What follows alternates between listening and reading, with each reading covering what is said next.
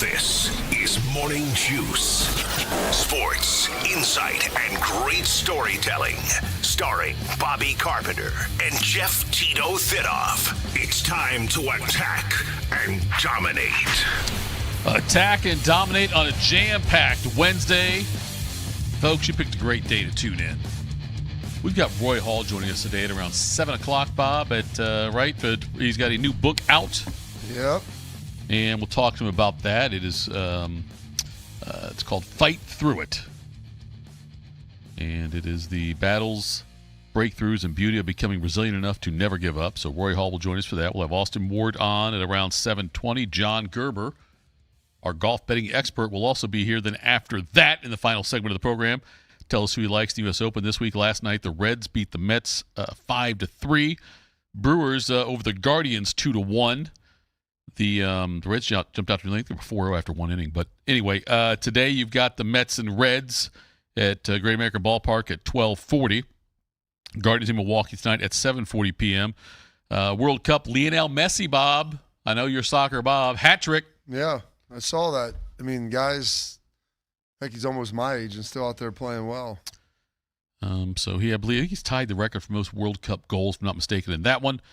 Morning Juice sponsored by Riverside Bank of Dublin. 2 full hours here on YouTube, the Fan app, Twitter, and Facebook. Catch the show from 10 a.m. to noon on 10 TV Plus. Download the podcast anywhere you get your audio. So, I found myself following the World Cup quite a bit last night, and good for Messi on that one. But getting excited, Bob, about Friday's 3 o'clock game.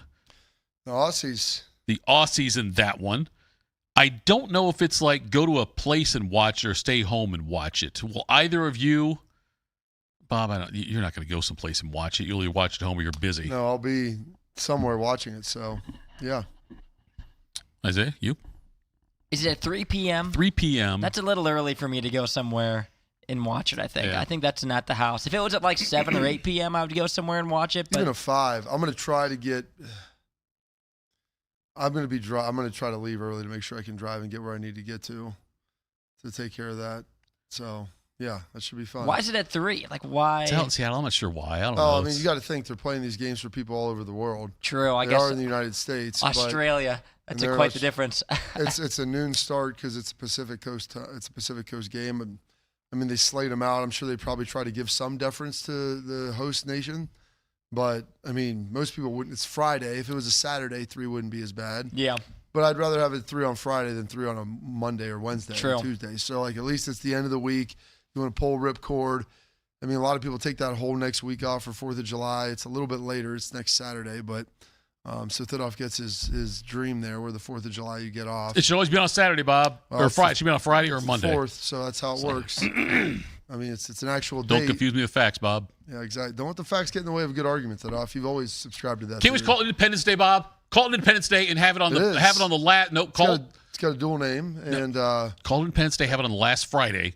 Or the first Friday in July, you every single that year. On the document of the Declaration of Independence, it has the date on there. I understand that, Bob. Like that's a thing. It was not everyone's. This isn't like Thanksgiving, okay, or Memorial Day or Labor Day or any of these other days.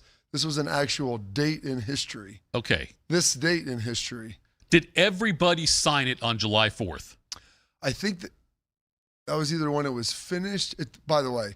They didn't have a facsimile then. Right. They didn't have DocuSign. So I think they had to pass it around. It took a long time to get the Constitution signed. Right. I mean, there's a lot of different things, but I think it was either the day that it was – I think that was the day that it was inked. The day they declared was July 4th. I get that. It was inked. But I don't think everyone signed it on July 4th.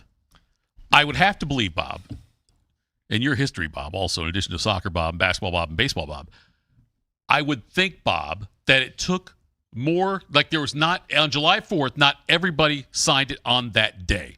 And that's my loophole.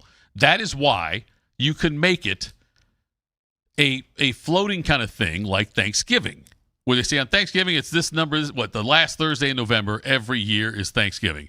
Yeah, it took a whole month to get everybody to sign it. Okay. All right. But it was voted on and inked and everything on July 4th. So that's what we're going to go with. That's when Herbie Hancock put his autograph on that one. I'm just saying, Bob, I just think in the best interests of the people, we the people need a Friday Independence Day holiday every year. We the people need that.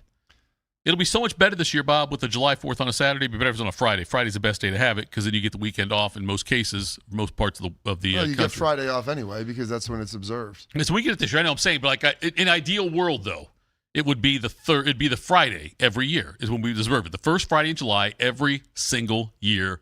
It's Independence Day, fireworks, ribs, garage beer. I love that. Listen, I love the fact that you just lean into the barbecues of it. Like because that's what Belichick used to always say. Memorial Day. He's like, no, it's not barbecue day. Well, no, I know it's not, Bob. I know. And I love that story about how he would have you guys, right? Was it for 4th of July? What was the holiday? Was that what it was about? It was for Memorial Day. For Memorial Day. Because we'd always have OTAs and we'd get that day off. Okay. And before going into it, he goes, what is the significance of Memorial Day? And he would have people cold call people in the meeting rooms. And then O's would tell you what number you were thinking of. But Bob, I just like the fact that we do with other holidays, we can do it with with Independence Day. We could do it.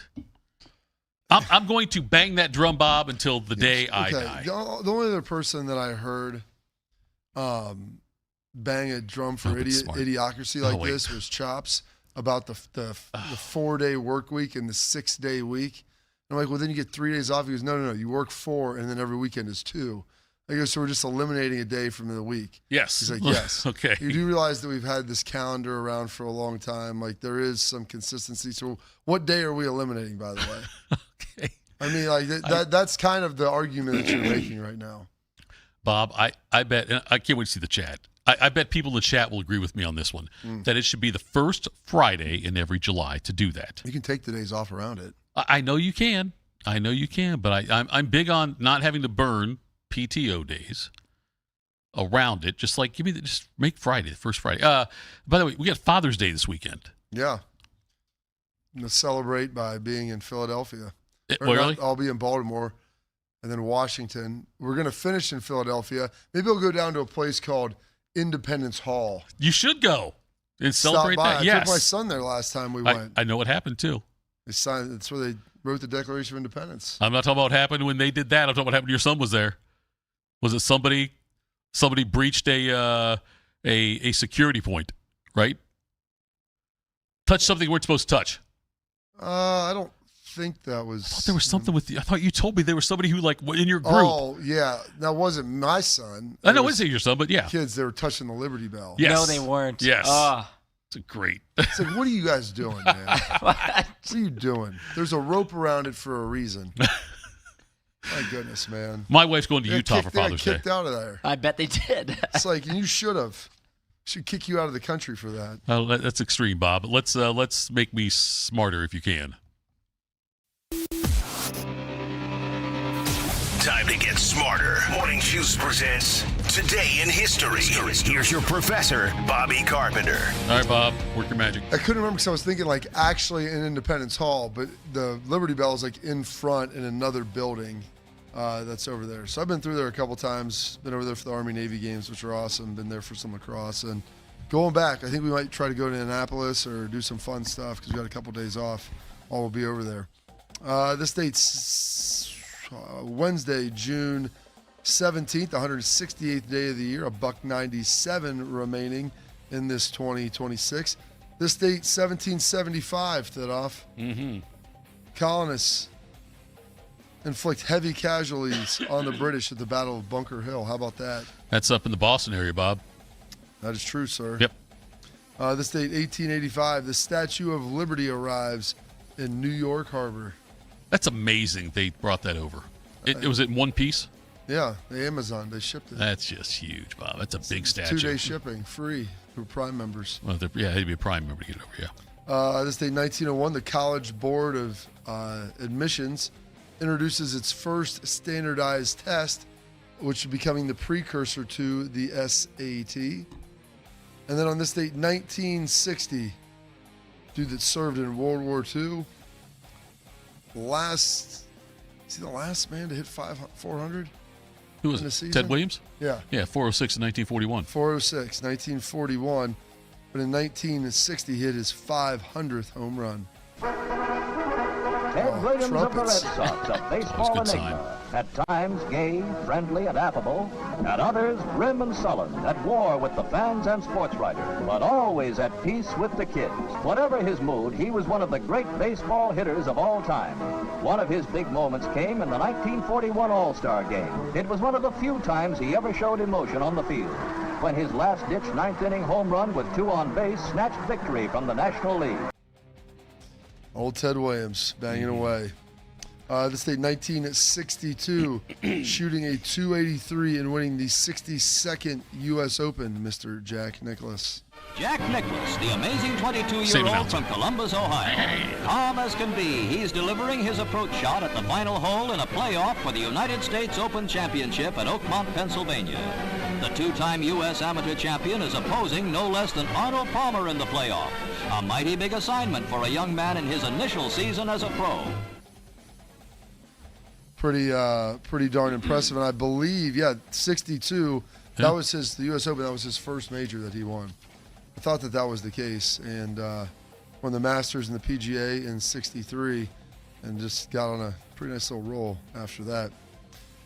This date, 1967, Carrie Ann is released by the Hollies.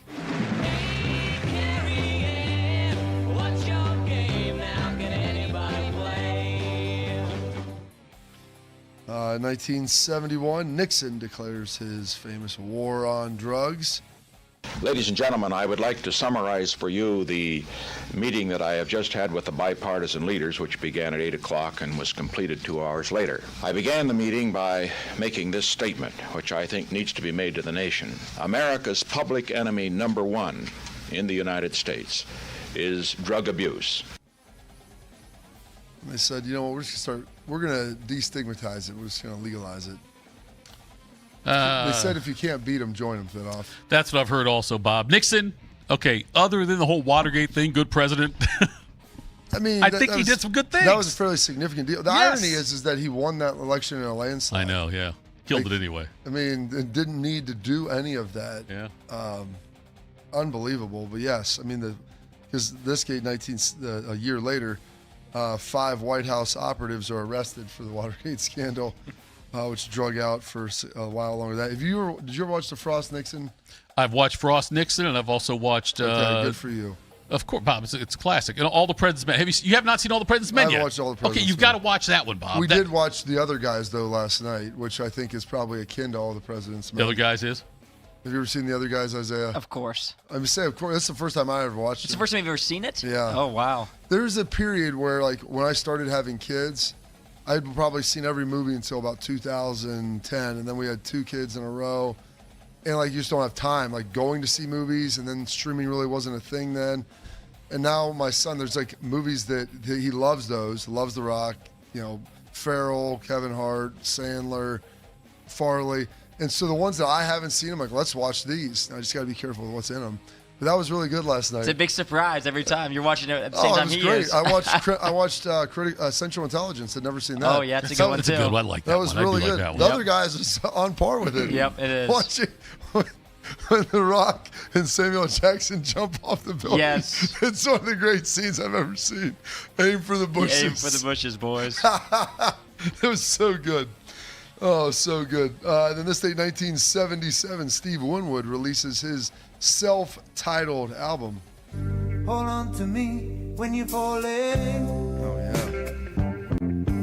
Hold on to me when you're falling down. It's funny. Rothman always, it wasn't Steve Winwood. I was thinking. You were thinking Rick Ocasek, probably. No, Rothman always loves talking about Rick Ocasek in the Cars. But, oh my gosh, I want to say George Michael's, but that's not it. Michael Bolton. Oh. He always says, when I've listened to them, because this was back everything now is on video and everything else. When I first heard Michael Bolton, I thought he was black. When I first heard Darius Rucker, I thought he was white. And I'm like, it's beautiful. Yep. I was thinking of Steve Winwood, because Steve Winwood's got a lot of soul as well. This date, 1994, a day after Big AC's birthday, right. You got to take that infamous Bronco chase. This is a Channel 5 News special report. There's a rather amazing story developing in Los Angeles this hour where California Highway Patrol is in pursuit of a white Ford Bronco, a car that was reported to be one that might contain O.J. Simpson and a friend earlier today. Everybody is... This is AC. You know who it is. You know who I am? 5 freeway, and there was an he's heading north, and I got the license plate of the white Bronco 3DHY503, and we like looked at him, you know, and he like stared us down like he was deaf. There we go. Well, Bronco. I mean, the fact that was the day after AC's birthday. Happy birthday! Drive me around, clown. Let's go. Hey, he's got a gun. Who is it? AC. Who is this? You know who I am. So amazing. This date, 1997. Floored by Sugar Ray is released, featuring their hit single "Fly."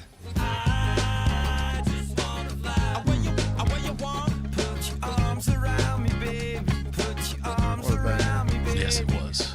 What a banger. Do you guys have memories of when you heard certain songs? Like, I remember I was here. Because I remember when I was, like, if I could drive or couldn't drive, that was, like, a big deal. So probably between, like, 13 and 16, and then what car I was driving at the time. And we just had, all of our cars just had radios, so I didn't have, like, anything else. So you just click around back and forth. The first time I heard that song, I was driving in Des Moines, Iowa to a Damon's out there, and I remember hearing that song. And it's not like it's some classic song. It's a classic. No, it's a good song, Bob. It's not Stairway to Heaven. I'm just saying it's not Sweet Child of Mine. It's a good song, but like whenever I hear the song, I remember I was driving with the windows down, a rental car in Des Moines, Iowa. It was probably windows down, the system up. Probably compact. And then on some birthdays today, turning 83 today, the 58th Speaker of the House, Newt Gingrich, who has an unbelievable appearance on the Ollie G Show from like 20 years ago, if you guys ever have time to go back and watch that. Turning 83 as well today, same birthday, Mr. Barry Manilow. And then turning 63 today, producer as good as it gets, and also a pretty good actor himself, Mr. Greg Kinnear. Do you like to be interrupted when you were nancing around in your little garden?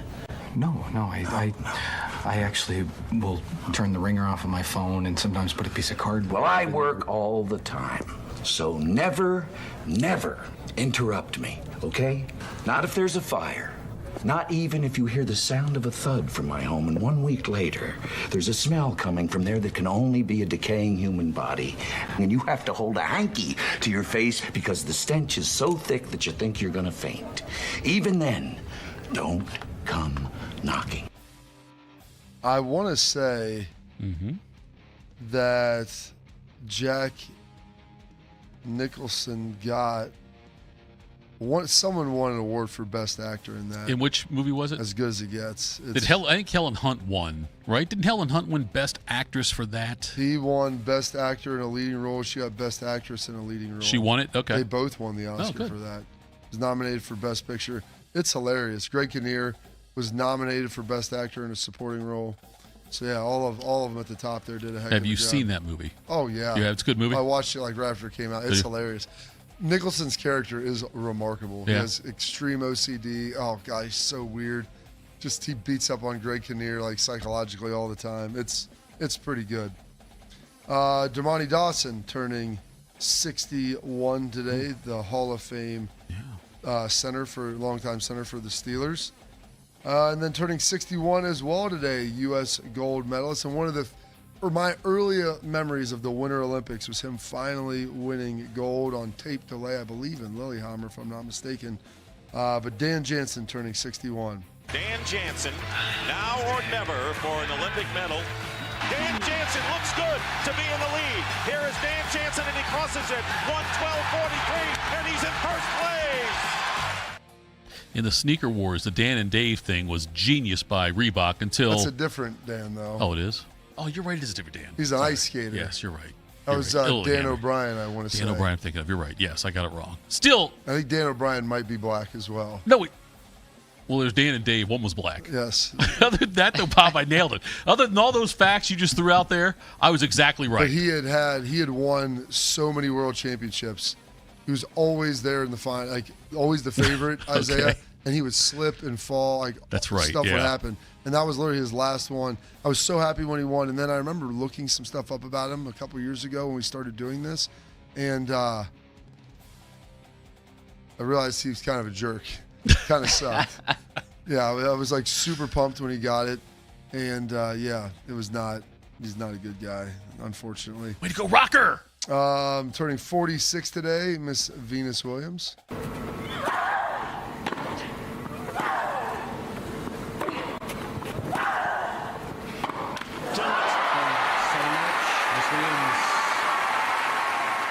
Venus Williams, who holds the Venus Rosewater dish for the third time in her career. See her and Serena this year? Yeah, they're coming. They got exemption. Like a wild card. Again. Yep. Yeah, I'm excited for them. Dan Jansen, 88 Olympics. Hours before he's supposed to go, he finds out his sister, who had leukemia, was dying. Trying to talk to her on the phone, she died. Ruins that race. 92 in Albertville. Goes in the 500 meters. Fell on the first turn. 4 days later in the 1,000 meters, record-breaking speed again. Falls just past the 800-meter mark, like almost there. And so he's coming down to like his final one. Gets it done, but then I found out he was kind of a jerk. So that sucks. Turning 39 today, Mr. Kendrick Lamar. Seem like the whole city go against me. Every time I'm in the street, I hear yak, yak, yak, yak. Man down. Where you from? You a big fan of Kendrick Lamar, Thitoff? I think he's black. Well, that is true. I'm saying I got it wrong with who was I got wrong? Post Malone I got wrong. Yeah, exactly. Right, that's the one. You missed that? I thought Post Malone. I didn't know he was white. Yeah, I didn't know he was white, and so I'm very careful on my racial stereotypes, if you will. I thought that I thought that Post Malone was black, but apparently it's just Karl Malone. Post Malone's white. Not unrelated, by the way. Unrelated. Maybe, I don't know. Unfortunately, Bodie isn't here. I mean, he played for the Browns, but no offense, probably Isaiah. had a lot of his success with the Cowboys. Mr. Amari Cooper turning 32 years young. Flacco delivers. It's caught by Cooper. And there's the record for Amari Cooper.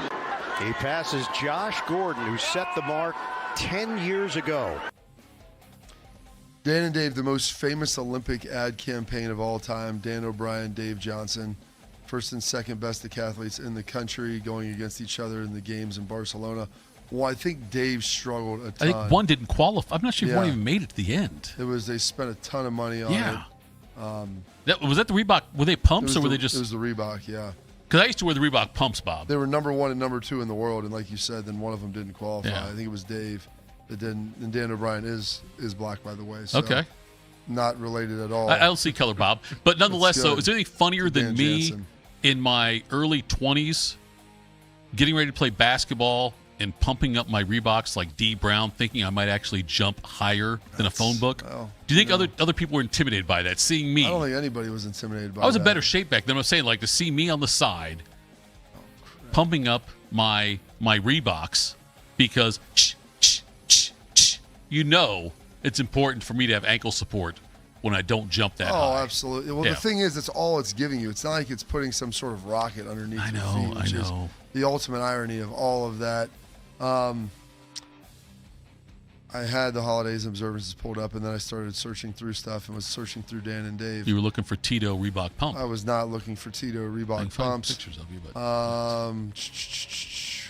here we go. Sorry, I got thrown off that page. It is World Croc Day, Root Beer Day, and Eat All Your Veggies Day. And those are historical events, your birthdays, your passings, your holidays observances for this date. Wednesday, June 17th, 168th day of the year, 197 days remaining in this 2026. What are these veggies you speak of? Bob, by the way, so it was, you're right. I know the pumps didn't help but they gave ankle support, right? They would. I've never taped my ankles, so I don't need that. All right. Coming up next, a really good coach is out of a job. We'll talk about that next. Morning Juice. At QC Kinetics Columbus, patients find lasting joint pain relief. Regenerative treatments help repair damaged tissue. No surgery, downtime, or steroids. So after I got done playing football, I still like to work out. Go do all of the activities that I love so much. And unfortunately, I started having a little bit of pain in my knee. That's when I went and saw my friends at QC Kinetics. We were able to go in there, get the consultation, get treated, and now my knees, well, they're as good as new. Call QC Kinetics today for your free consultation. Better starts here. What's the best way to make sure you don't miss any of your favorite fan shows? Oh no. Download the Fan app, silly. Ah, damn it, I knew that. App Store, Google Play, or just scream right at your phone. Psst, you can also listen to Buckeye games. Do it now. We have a desire and passion for great customer service. Every detail is important to us. From your first phone call to the end of the project, Newman is here to help you every step of the way. We're here to educate you so you understand what's happening with your roof. We're in your corner to help you be confident in your decision. After all, when your name is on it, it just means more. We are Newman. Since 1969, Germain Toyota of Columbus has been delivering an exceptional experience to Central Ohio drivers. Whether it's versatile SUVs, stylish trucks, or efficient hybrids, Germain Toyota has a great selection of new and pre-owned vehicles at customer-friendly rates, backed by 2 years of maintenance with Toyota Care and same-day service from our trusted team of technicians. Experience the difference with every drive at Germain Toyota of Columbus.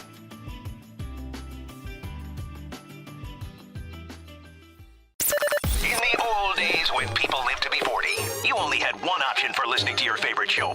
But now, ooh, baby, radio, podcast, the Fan app, and YouTube, ooh, just to name a few, live or on demand. You have no excuses. The Fan. I'm Jeff Hogan. I've been a journalist at 10 TV for more than 20 years. I don't just report about our community, I belong to it. And that's why we care so deeply about getting it right. And when local journalism is done right, it moves. It moves you to act, to speak up, or lend a hand. And yes, it moves your heart through the kind of human storytelling that stays with you wherever you are.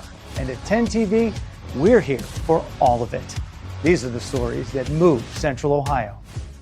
Delaware County Veteran Services is a county office that faithfully assists veterans of Delaware County. Although not the Department of Veterans Affairs, we help veterans and their dependents navigate through the process of applying for benefits administered by the VA, and we provide transportation to VA medical facilities. So if you're a military veteran or a spouse of a veteran, schedule your appointment today. A wide range of VA and local benefits may be available to you. Delaware County Veteran Services, conveniently located in the historic courthouse in Delaware.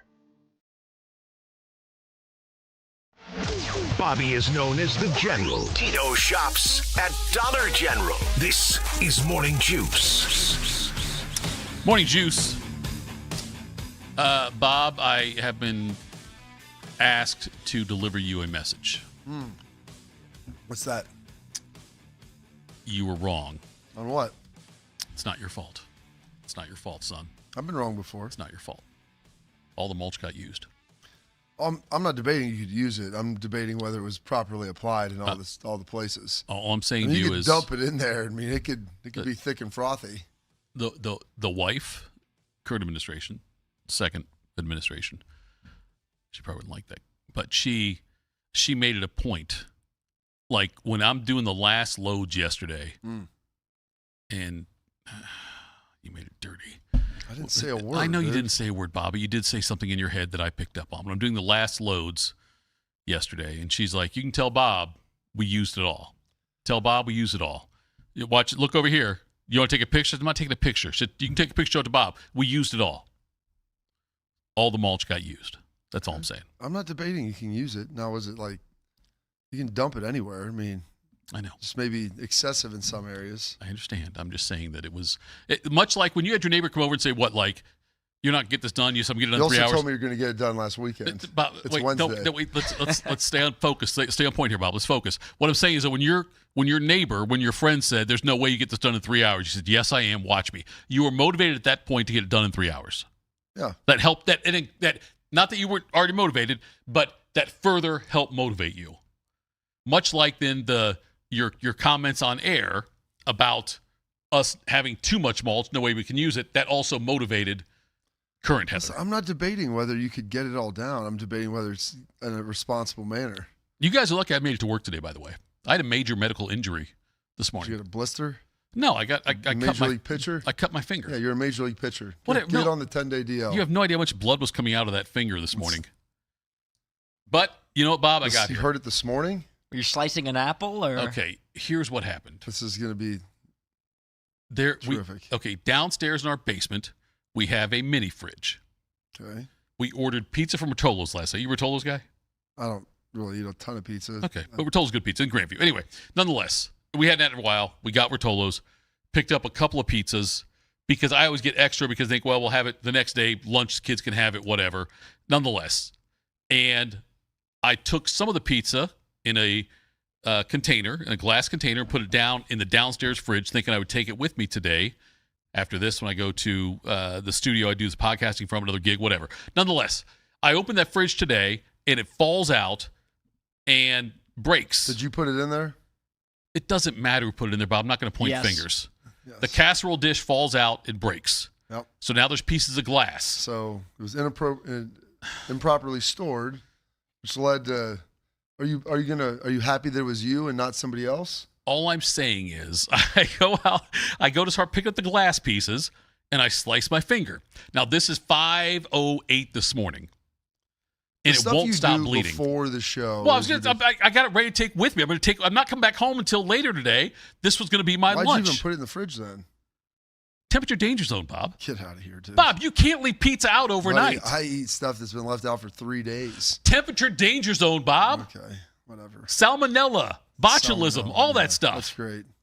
So anyway, the finger won't stop bleeding. I normally leave my house at a set time every day, and now it was delayed. By what? A minute or two? By about 2 minutes. You know how close I cut it? About 2 minutes. Yeah, because I had to go into in a different bathroom and get a Band-Aid and apply said Band-Aid because the finger would not stop bleeding. Since you were going to take this pizza with you today. Yes, sir. Why wouldn't you have put it in a more convenient refrigerator that you didn't have to walk down to the basement to get it?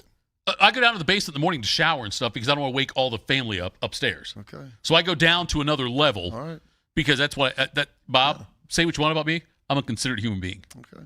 I love. Then you go down there and break glass and throw things around. I'm not even sure if I got the glass or not. But yeah, so the finger, though, I know everyone's concerned. It's okay. Bob, someone who's not, I don't know if it says okay or not, but John Tortorella. We are huge Tortorella fans. Yeah, I couldn't believe when I heard this yesterday. Not returning as coach of the Golden Knights. Yeah. I don't. Okay. So you're disappointed in that. Why? Okay. First of all, I will say I was disappointed when I first saw it because I really like Tortorella. Of course. Okay, that's a given. He went 21-8-1 in including the playoffs. They were up 2-1 with Game 4 at home. Yes. In the Stanley Cup Finals. Yeah. He did some pretty great things for him. But then realistic Tito, looked at it and said, you know what? I am somebody who often says that you should not hire an interim coach based on just what the interim coach has done so far. Okay. And I think sometimes organizations, schools, whatever, will make a coaching change and then say, oh, this guy was great for the last 2 weeks or the last month of the season. We should make him the permanent coach, and then they come to regret it. I talked about this a lot with the Diebler thing. Like at the time with the Diebler thing, they hired Diebler mainly because how well he did. Yeah. Beat Purdue on the road. What, number 2 or number 1 in the country they were at that point? They won that one. Yep. And he had a great run there at the end. And granted, it still could work out. I'm not trying to say it's not going to. But sometimes, though, teams will hire a coach who just comes in and lights a fire, and then it doesn't work out. How often times, number one, usually you're promoting a coach within the staff. A lot of times you're right. That's correct, yes. Say probably 90% of the time.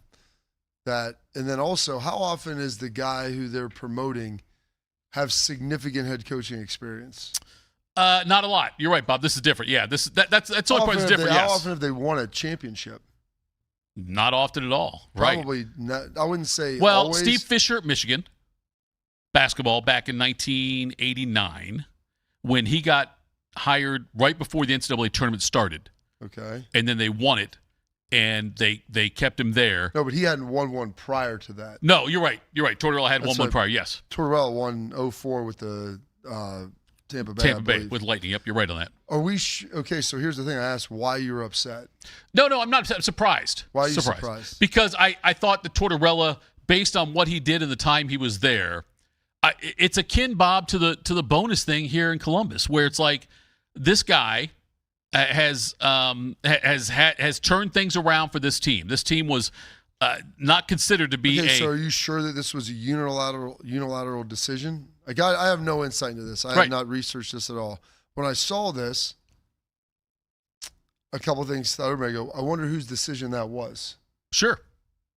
So fair question. You're assuming that this was all on Vegas not wanting him to return. I'll put it this way, Bob.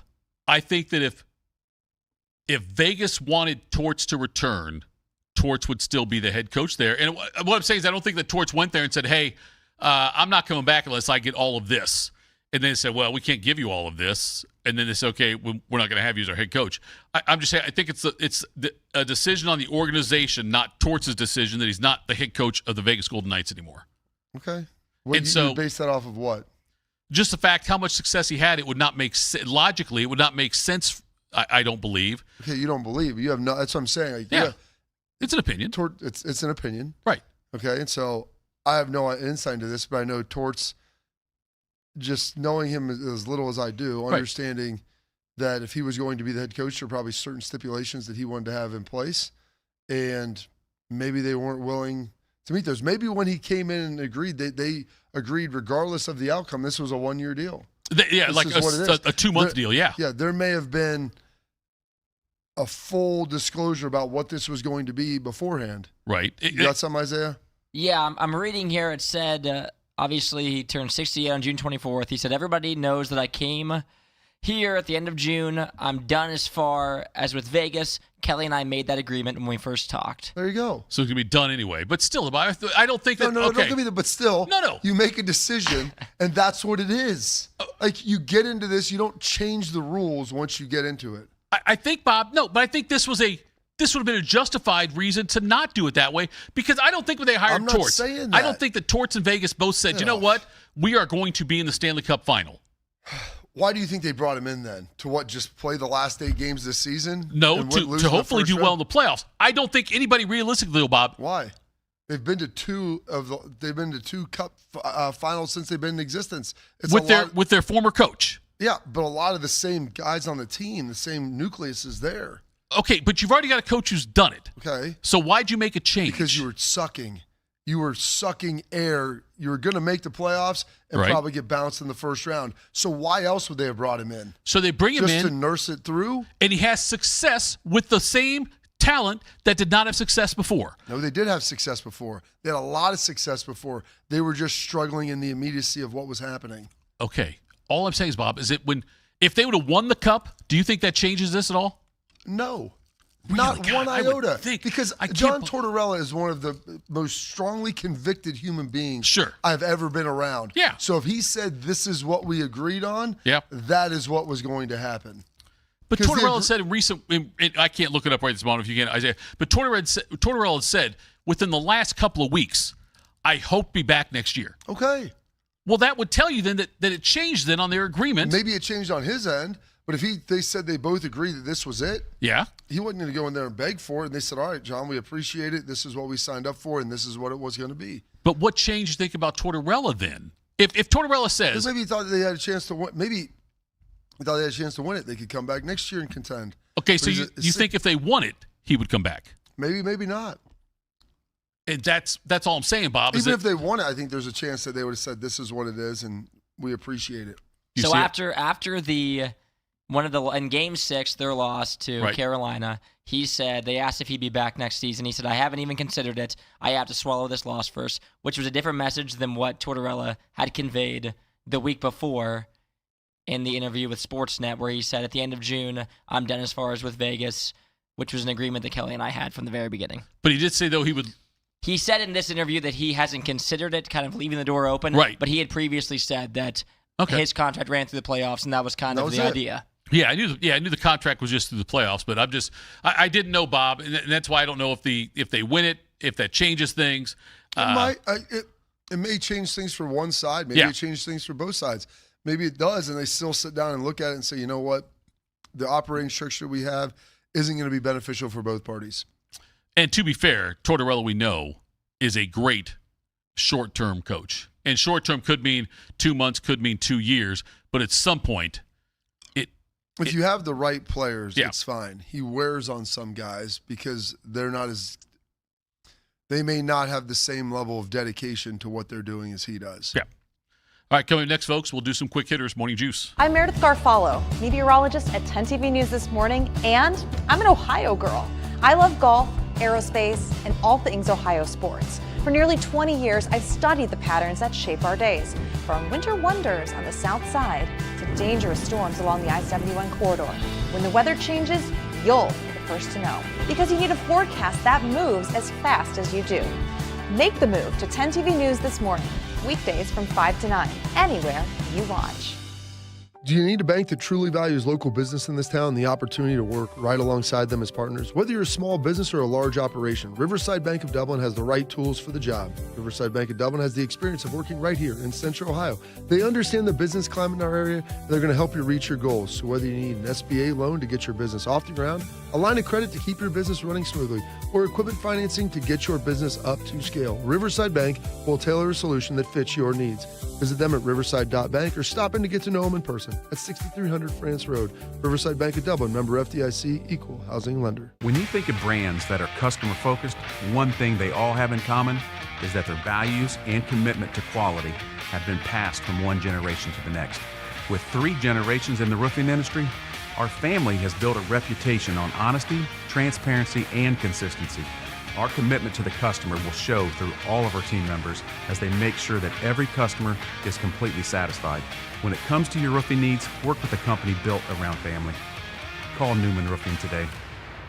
Delaware County Veteran Services is a county office that faithfully assists veterans of Delaware County. Although not the Department of Veterans Affairs, we help veterans and their dependents navigate through the process of applying for benefits administered by the VA, and we provide transportation to VA medical facilities. So if you're a military veteran or a spouse of a veteran, schedule your appointment today. A wide range of VA and local benefits may be available to you. Delaware County Veteran Services, conveniently located in the historic courthouse in Delaware. What's up, Reese? Hey, Don. Didn't we do a 5K fun run last year? Yeah, I think we did. Do you want to do it again this year? Sure. All right. Registration for the Fan 5K is now open. Join your favorite personalities June 20th at Otterbein University. The Fan 5K features a medal, t-shirt, free race photos, and a post-race party. Get your spot today at 971therace.com.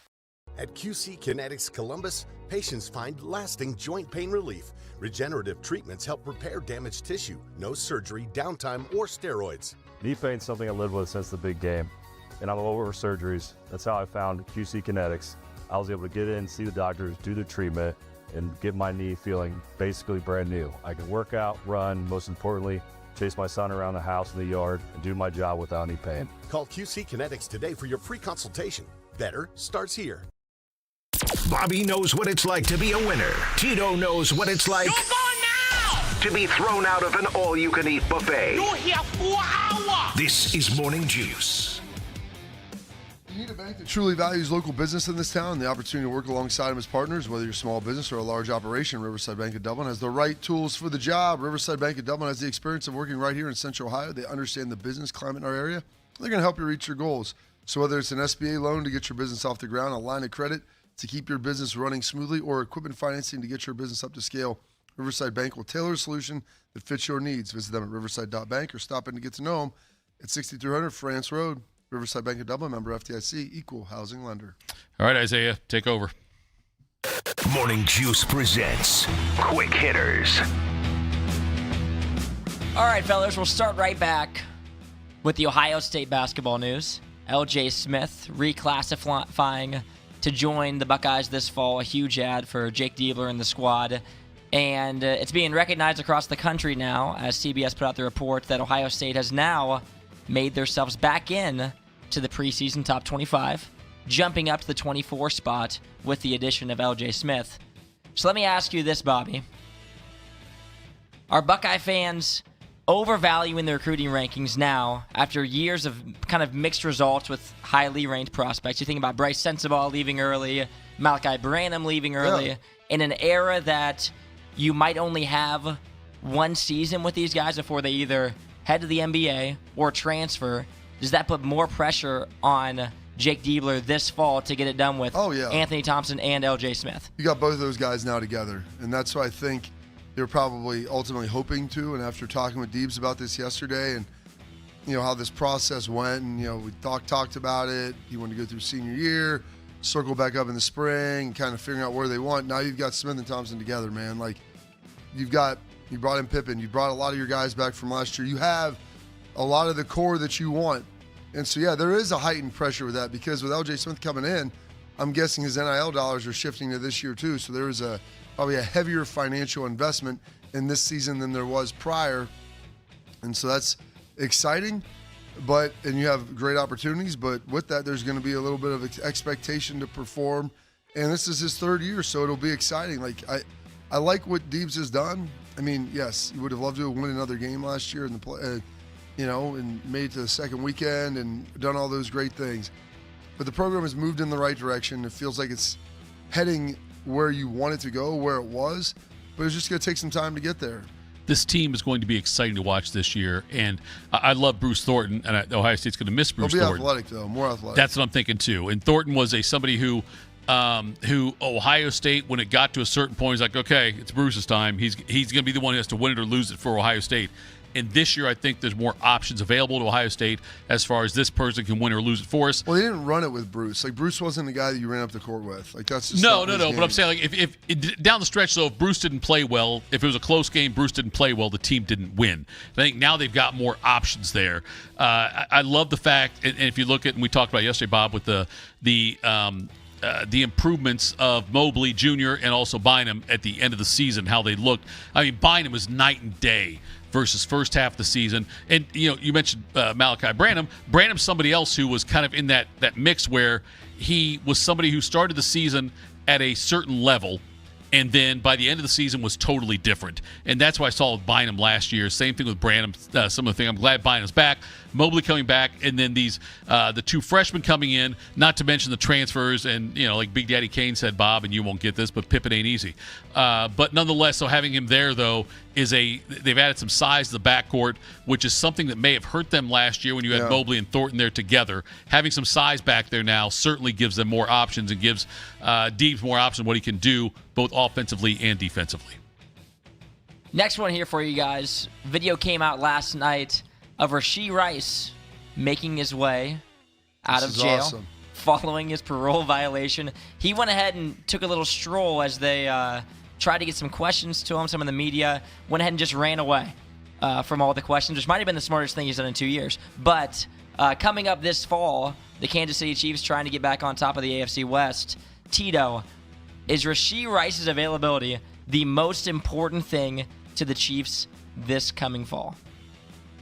I don't think so. I think the most important thing to the Chiefs is Mahomes' health. Like, that is the most important thing. They have shown they can win at least regular season games and compete in the postseason with a mishmash of receivers that might be good, might be okay, might be past their prime, whatever. They've shown they can do that. I think they do need another receiver. With Rice, though, I don't think that the season, it'll be more about what can Kenneth Walker, the third dude coming in, do from Seattle, the Super Bowl MVP. It'll be more on things like that and on Mahomes' health than on if Rice is a contributing member of the football team. It would help. It'd be nice if he was, but I don't think that their success this season, Bob, on offense depends on Rice. Well, you're taking as a given that Mahomes is going to be back and be healthy. They haven't had like a viable deep threat, and their receiving core has really struggled since Tyreek Hill left. Now, they've been good, but they've been good because of Kelsey. They've been good because of Mahomes. They need to be able to stretch the field again, and that was Rice's role. You saw the speed leaving the prison. He obviously was training a lot in there, kept his skills up. We feel good about that. But he's going to have to be a deep threat and over-the-top guy. Mahomes is a given. He's going to be number one. Kenneth Walker, you know what he can do already. But Rice is one that's shown you some glimpses and flashes. He just needs to make it more consistent. Yeah, I like I say, I hope they get another receiver in there. But I think Rice only played like Hasn't played much. He's been like hurt 12 or 13 games the last 2 years even. And so now last year was kind of a throwaway year for up in Rochester for Kansas City because of the Mahomes thing at the end of the season. But nonetheless, yes, they need better receiver play this year for sure. I don't know if it comes from Rice or somebody else. CBS Sports came out with a new article talking about the best offensive skill position players in 2026 in college football.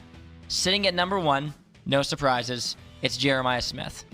No other Buckeyes on the list except at number 22, Chris Henry Jr.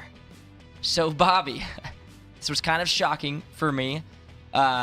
People trust Ohio State's receiver pipeline like crazy. Is this more about what Jeremiah Smith was able to do his freshman year and the cast of receivers we've had before, or Chris Henry Jr. being one of the most highly touted prospects in the past couple of years for the Buckeyes?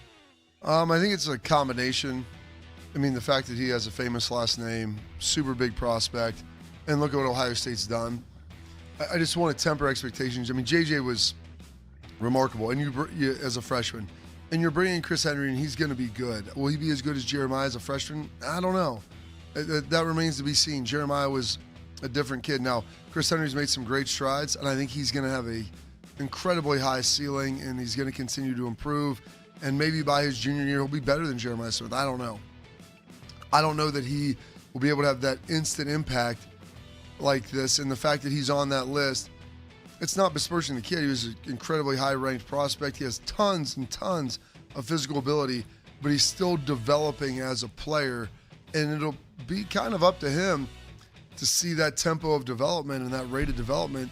If he develops fast, and yeah, he has a chance by the end of the season to be that guy. I just don't know if that's realistic to expect for all these young guys. From what you've seen, Bob, and you are up close and personal with the program, you've seen Marvin Harrison Jr. coming in as a freshman. You've seen Jeremiah Smith coming in as a freshman. And now you've seen Chris Henry Jr. coming in as a freshman. Out of the three of them, Jeremiah's not even close. Okay, I mean, I say Jeremiah's. What is it though? Does Chris Henry Jr. do anything that you're like that's better than the other two? He makes great plays. I mean, it's like do anything. I mean, the guy makes great plays. Right. Jeremiah Smith looked physically different than the other two. Okay. Coming in here, I know there's Henry's big. There's a physical development that has to happen. It's not that he was big; it's that he was muscular. Like the dude loves to train. A lot of wide receivers, a lot of skill guys don't really love to lift, and you have to be strong to be able to play college football. I don't care what position it is. You can't just run around guys. You have to be able to get through jams. You have to be able to get through tough coverage. And Chris Henry's getting better at that. I mean, he's put on like 10 or 15 pounds. He looks a lot better physically, but he had a lot further to go than Jeremiah Smith did when he got here. And when I look at Marvin Harrison Jr., like with him and what he came in with, and tell me if I'm wrong on this, Bob, it seemed like he had a great knowledge of the game, a great... You're saying that because his dad was a player? I'm saying because he grew up around it. Yes, I'm absolutely saying because he grew up around it. So other than that, you have no other evidence? No, I don't, Bob. No, that's why I'm asking you. Okay, then tell me I'm wrong. So I'm just listen, I told you, Jeremiah Smith was the most developed player ready to go from day one. The knowledge of the game thing, like you're learning an offense and learning a wide receiver, they can just teach you one position and keep it simple. Mm-hmm. As you get older, they'll teach you more. But like we can put you at one and plant you there and be good. And that's what they were doing with Marvin. That's what they were doing with Chris, and that's what they did with JJ. So like it wasn't that Marvin had some higher level knowledge. He maybe had a higher degree of skill development because of his dad as far as there, but as far as like overall knowledge of the game, I can't sit there and testify to that. Next one here, Brennan Sorsby obviously has parted ways with Texas Tech heading to the NFL supplemental draft. In the Big 12, Texas Tech still remains the favorite to come out on top heading to the college football playoff.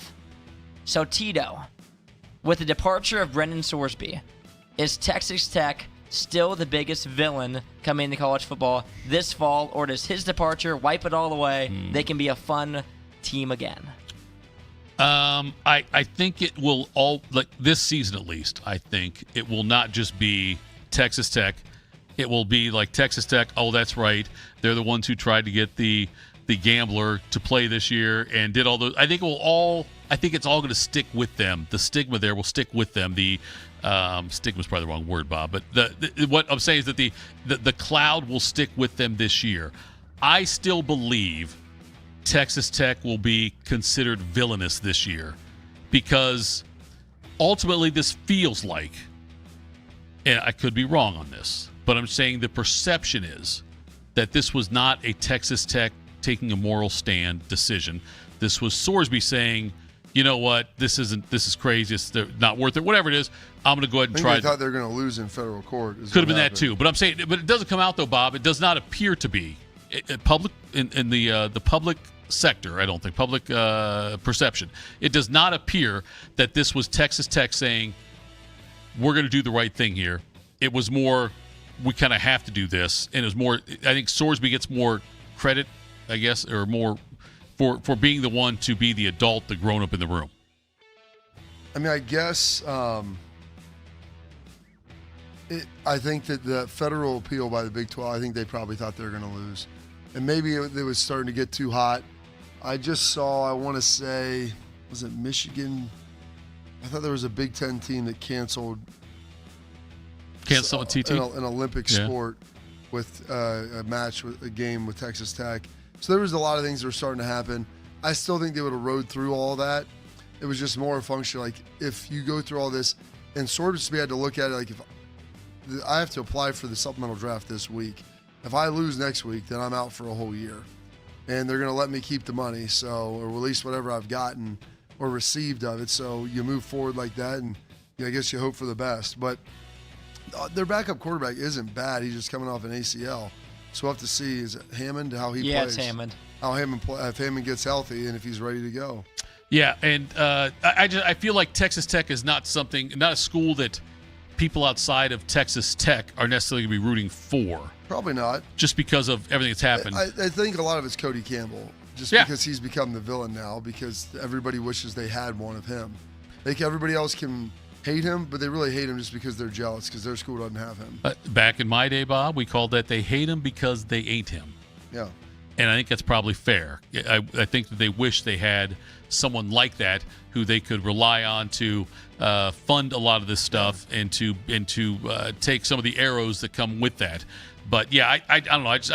I think Texas Tech, they're still somebody that when I'm figuring out which kind of games to watch, Bob, if there's a couple of options. Oh, you'll be watching Texas Tech. No, I would say it would, if there's two games I'm not sure on, maybe this one, I would think Texas Tech wins the ties every time. They're going to draw eyeballs for sure this year. I mean, Abilene Christian and Oregon State to start off, not a big deal, but that Friday night game against Houston to start the Big 12 schedule, I think that one could be one that I keep an eye on, the Friday night Fox game for that. But all right, that's it for quick hitters. Bob, just a couple of things behind the scenes. We're going to have Roy Hall on here shortly. One of us has to let him in. We got to move that mic around. We have not had, I guess we had a 4-man weave with Bodie, so we should be okay. Sure. All right. Roy Hall is going to join us. He's got a new book out, former Buckeye great Roy Hall. He will join us next, top of the hour, Morning Juice. I'm Yolanda Harris. I'm a journalist at 10 TV News. I grew up here, and after 25 years of telling this community's stories, this place still means so much to me. When I'm not in the newsroom, I'm usually out supporting the same people and causes I care deeply about. I don't just report about our community, I belong to it. What happens here affects us all. And that's why we care so deeply about getting it right. And when local journalism is done right, it doesn't sit still. It moves. It moves you to act, to verify, to volunteer, to speak up, or lend a hand. It moves your mind by challenging assumptions and offering new perspectives. It moves you forward by giving you the information to make decisions and thrive where you live. And yes, it moves your heart through the kind of human storytelling that stays with you wherever you are. And at 10 TV, we're here for all of it. These are the stories that move Central Ohio. Delaware County Veterans Services is ready to help you access VA benefits, emergency financial assistance, dental and medical grants, transportation, and more. Give Delaware County Veterans Services a call, 740-833-2010 to schedule an appointment. At QC Kinetics Columbus, patients find lasting joint pain relief. Hi, I'm Bobby Carpenter. And I'm Jake Ballard. And we are both QC Kinetics believers. We are both pain-free in the knees. Call QC Kinetics today for your free consultation. We have a desire and passion for great customer service. Every detail is important to us. From your first phone call to the end of the project, Newman is here to help you every step of the way. We're here to educate you so you understand what's happening with your roof. We're in your corner to help you be confident in your decision. After all, when your name is on it, it just means more. We are Newman. In the old days when people lived to be 40, you only had one option for listening to your favorite show. But now, ooh, baby, radio, podcast, the Fan app, and YouTube, just to name a few, live or on demand. You have no excuses. The Fan. Since 1969, Germain Toyota of Columbus has been delivering an exceptional experience to Central Ohio drivers. Whether it's versatile SUVs, stylish trucks, or efficient hybrids, Germain Toyota has a great selection of new and pre-owned vehicles at customer-friendly rates, backed by 2 years of maintenance with Toyota Care and same-day service from our trusted team of technicians. Experience the difference with every drive at Germain Toyota of Columbus.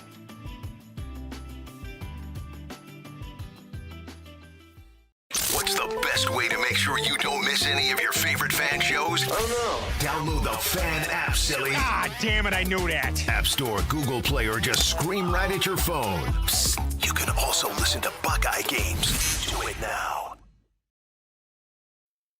We built a brand new studio just for Bobby, and Tito has already ruined it just by being here. I'm pregnant. This is Morning Juice. Morning Juice, final out of the program. Coaster Bob time, Bob? Am I right on that, right? It's Wednesday. Yeah, sounds about right. About half the week in the bag. Getting ready to wrap this bad boy up. Feeling good about it. Working on the Roy Hall thing. We'll see if we get him on here and to promote his new book, talk about that.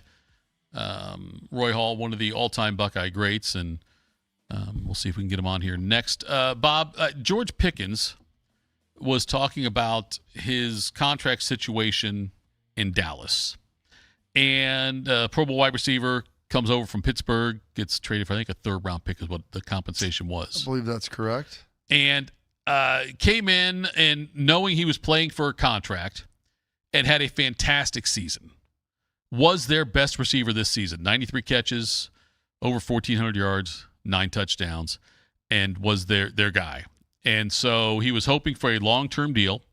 The Cowboys tagged him and said, we will not discuss a long-term deal during the offseason. Yeah, usually when you get tagged, it's amazing. What do you got? Nothing. Usually when you get tagged, there's the anticipation like you're getting tagged to work towards a long-term deal. And Dallas just threw that out there. And, we're not doing we're not going to do this. This is a tag. This is what you're playing under. If you don't like it, too bad. He was 8th in the NFL in catches last year, 3rd in yards, 5th in yards per catch at just over 15 yards a catch in that one.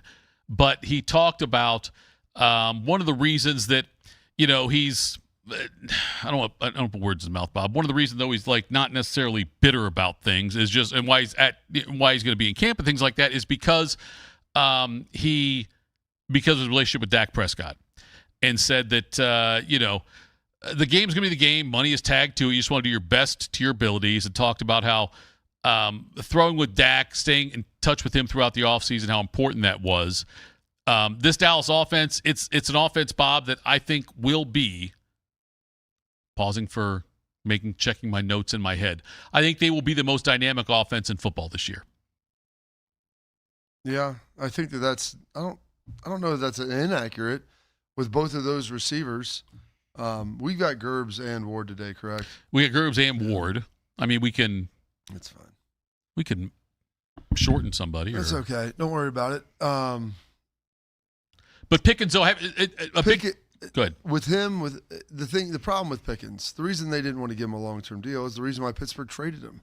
Yeah. He's always been immensely talented. Everybody always understands that. That's never been a question with him, was ability. The question became with him was his motivation. How consistent was he going to be? That was a problem with him at Georgia. That's why he wasn't a first-round pick coming out.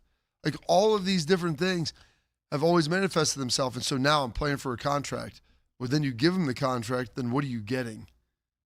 And that's the issue with him, is the fact that he's good when he needs to be, Everybody knows how talented he is. You see the physical ability. Mm-hmm. You see the production when he's motivated. But if you give him what he wants, will he continue to play at that level? And Jerry's like, I'm not going to be the one that tests that hypothesis right there. Like, let somebody else go do that. You want to give me 2 first-rounders or 1 first-rounder? I bet he'd trade him. I think he would too. I think if somebody offered a first-round pick, I think he'd trade him. I think get 1 and a 3, 1 and a 4. They'd get 1+. I think they'd take that. Because they'll get a 3 if he leaves in free agency anyway. So as a comp pick, yeah. Yeah. So, and I don't blame them for not paying him. I don't, because I look at how he played when he was when he was with Pittsburgh before he was playing for a contract kind of thing. You know, like how he played. Had great years. Right. He complained a little bit about getting the ball. He was a malcontent. And then gets to Dallas where it's like, I have to be great this year. And, Bob, there are players. Their quarterback situation is much better in Dallas than it was when he was in Pittsburgh. No doubt. Speaking of the quarterback situation, on CBS Sports, they also listed 8 teams they think could take a swing if Sorsby is, in fact, in the supplemental draft. And I want to get your take, Bob. I'll go through these teams. I think they're alphabetical on this. If you think they could and would or should. I don't know. That's... the couldn't, wouldn't, shouldn't, I believe, are is the holy trinity of mistakes. But anyway, the Arizona Cardinals, should they take a swing at Sorsby? I don't think that you say take a swing. What got? Okay, we'll do this. If I would put a 5th-round pick on him. Okay. If I was anybody, I'd put. I don't know. He's okay, really okay. Would you put, if you're the Cardinals, would you put a 2nd or 3rd-round pick on him? I'd probably put a 3rd. Their 2nd-round pick's probably going to be like the 35th pick in the draft or better. Yeah, it could be better. You're right. With Brissett, Minshew, and then they just took Carson Beck in the 3rd round. Okay, there's Arizona. I think I would too. I think I would do a 3rd. I don't know if I do I might do a 2nd from Carolina or Arizona. Just looking at where the quarterback class next year. I know there's talk. Sarkisian thinks that Manning's going to come back another year after this, but we'll see on that. I don't know if he said that. He did say he would be surprised if. Did you read the whole quote? I saw a quote from him. I listened to the whole audio yesterday. Okay. What am I missing then, Bob? He was like, but we haven't really talked about it yet. Right. So he couched it. He said, I wouldn't be surprised. I don't know if surprise was the term. If he came back. I wouldn't be surprised if he came back. But we haven't really discussed that either. And then made an allusion to him being able to leave. You're right. They haven't discussed it. We haven't had a discussion, but I would tell you I would not be surprised if he returned. Okay, so that's saying it's not I would be surprised if he left. I would not be surprised if he returned. Okay, that's something that's easy to say on June 17th. Sure. But he also said we haven't discussed it. So, like, you're basing that out of what? I mean, I don't know what you want him to say. Yeah, I think he's going to be gone after this season. Nobody would be foolish enough to make that announcement at this point. At least you shouldn't, about your making public your intentions, because there's a long season that could happen, and who knows what that could be. Yeah, absolutely could, Bob. Yes, it's that's certainly a possibility on that one. I look at it like what he said though, but I don't know if it was asked. You listened to the whole audio. Was he asked like, "Hey, what's your thoughts on Arch," or was it just something he offered up? Yeah, no, they asked the future of Arch and the different things. So. Yeah, I'm not saying that he's not coming back. Right. But I'm just saying, like, I wouldn't be surprised if he did. And then couching with them talking about how, he could also leave at the end of the year when you get later into the audio of it. So it wasn't the strongest endorsement you could have. Would you be surprised if Sayan's back after this season with Ohio State? Would it surprise you? I'd have to see how he plays. Well, I know. But say, like right now, if I said, "Hey, Sayan will be the quarterback for Ohio State next year," I'm giving you, you're betting one way or the other. Would you bet he's here or in the draft? I think he'll have a pretty good year. I mean, I would probably lean toward him leaving, but I don't think it's like an overwhelming lean. Carolina, they just picked up their 5th-year option with Bryce Young, who was the number 1 pick number 1 pick for them. And do you think Carolina should use a 2nd or 3rd round pick? No, because I think they like Bryce. Okay. The Browns, should they use a 2nd or 3rd round? They said they're probably not going to. I would use a 3rd. I would use a 3rd with the Browns as well. I think. Hell, I'd probably use a 2nd on the Browns. And they get 2 firsts this year coming up. Theirs and the Rams. It'll be at the end. They also did that so they could build out a whole roster. So sure. That's probably going to be a top 40-ish pick. Right. I don't know if I would dedicate that to a guy who has had all kinds of gambling issues and has some good film, but not a ton of film. The Lions have Jared Goff, who turns 32 during the season. Teddy Bridgewater, Teddy Two Gloves is his backup.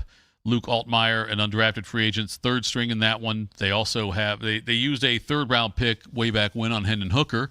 But do you think the Lions should use a third-round supplemental pick on Sorsby? That's a good question. It depends on how much they think they have in the tank left with Jared Goff. He's been good. Hasn't got him over the hump. They're probably hoping they'll be drafting later. I would probably put out a third. I have to look at their roster needs and what everything they have for next year, but I would say a third, possibly a second for them because they're going to be drafting, in theory, significantly lower. Another interesting one, the Colts. Now, the Colts gave Daniel Jones a 2-year deal. He's got, it's a big hit financially if they move on from Jones, but Jones got 2 years old. We got to see how he's going to be when the season starts with that Colts situation. It wouldn't be a big, it's a 2-year deal, so it's not like it's something that's going to be punitive in the years ahead. He's going to be on the team this year, and then if you had to eat it the next season, it would stink, but you could keep him around. It's not like you're signing Brent Sorsby to a $50 million a year deal. No. But would you, if the Colts in third-round pick? Possibly, because I don't know what they feel. I mean, Daniel Jones, he had a good year.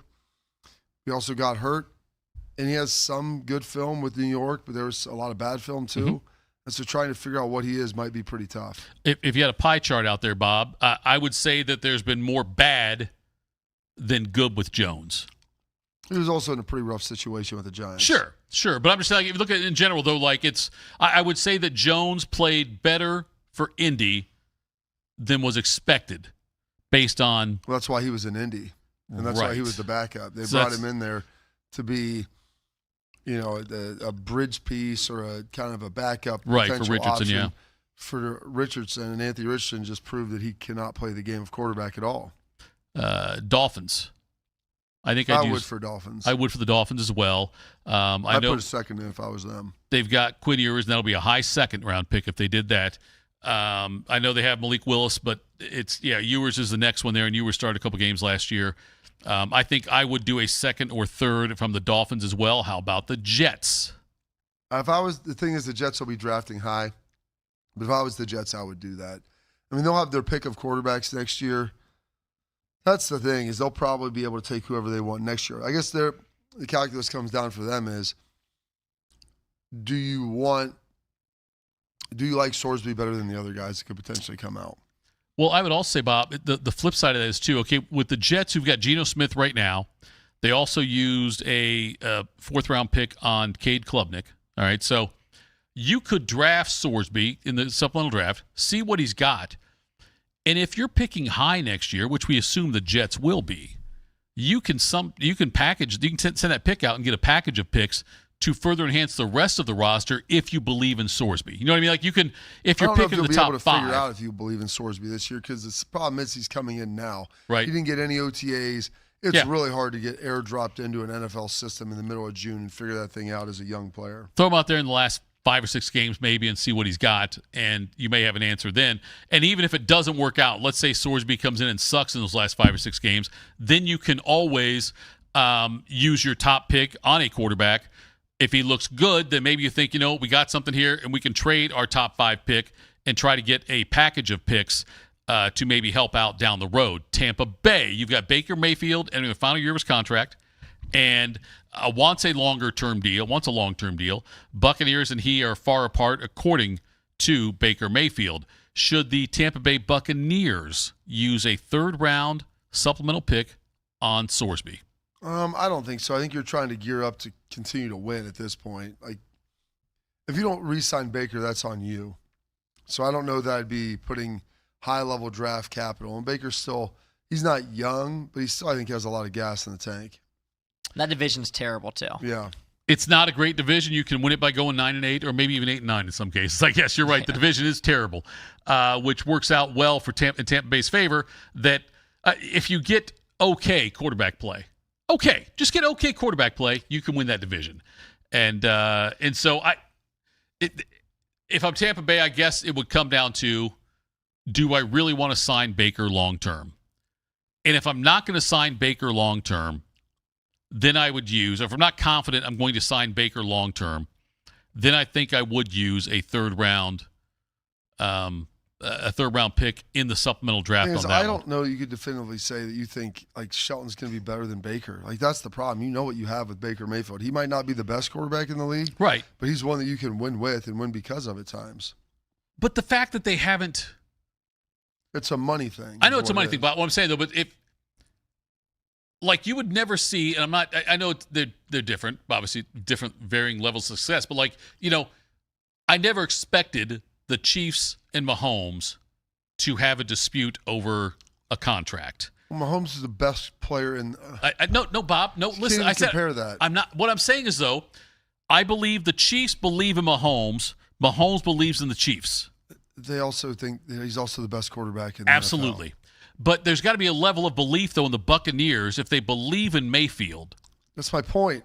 Everybody knows that Pat Mahomes was the best player in the NFL. It's not a belief thing. Like I mean, maybe he's not the best every year, but right. Like there's facts behind that and data that backs that up.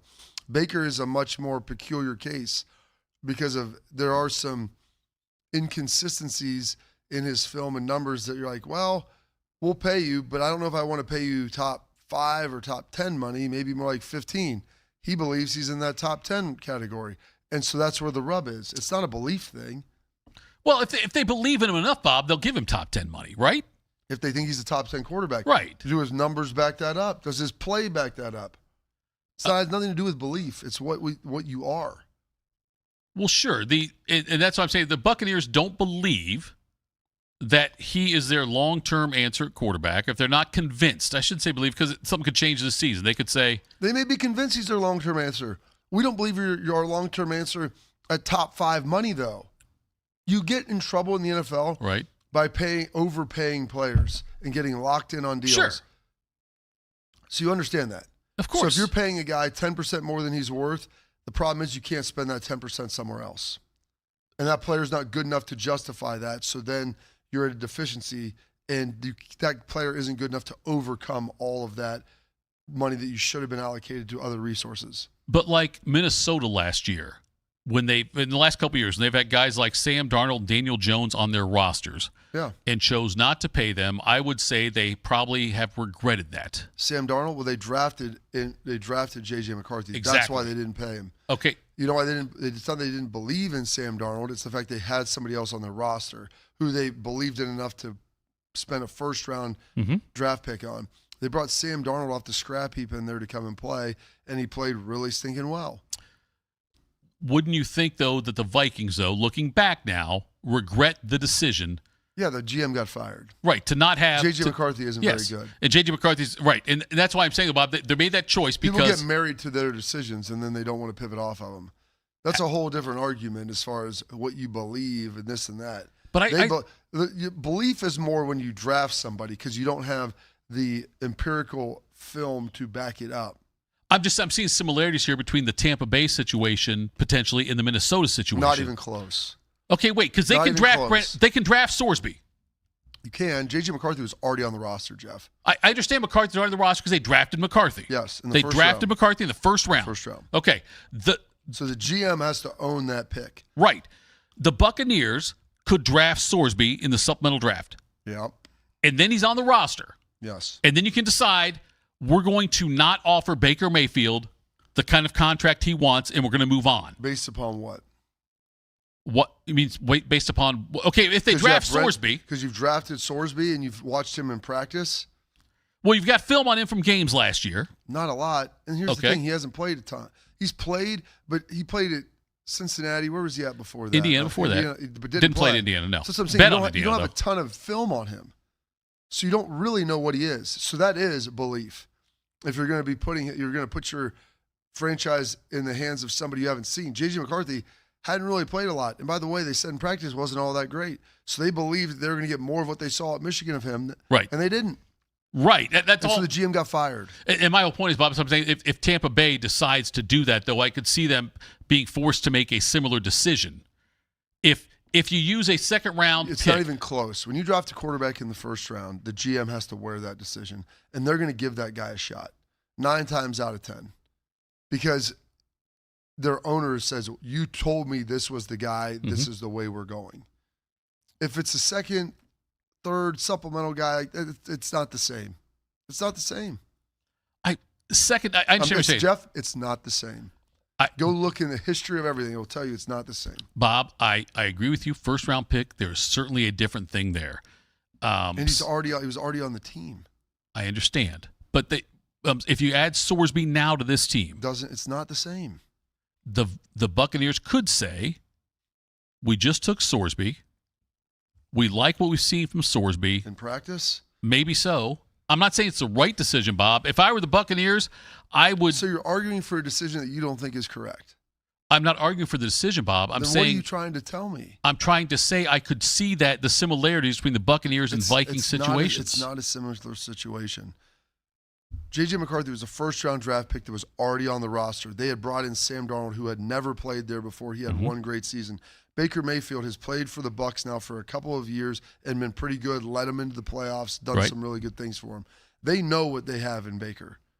They may not, Baker and him might not agree on what the value is, but they know. They have no idea about Brendan Sorsby and what he is. And by the way, he's still a pipe dream. They could put something in on him, and they might not even get him anyway.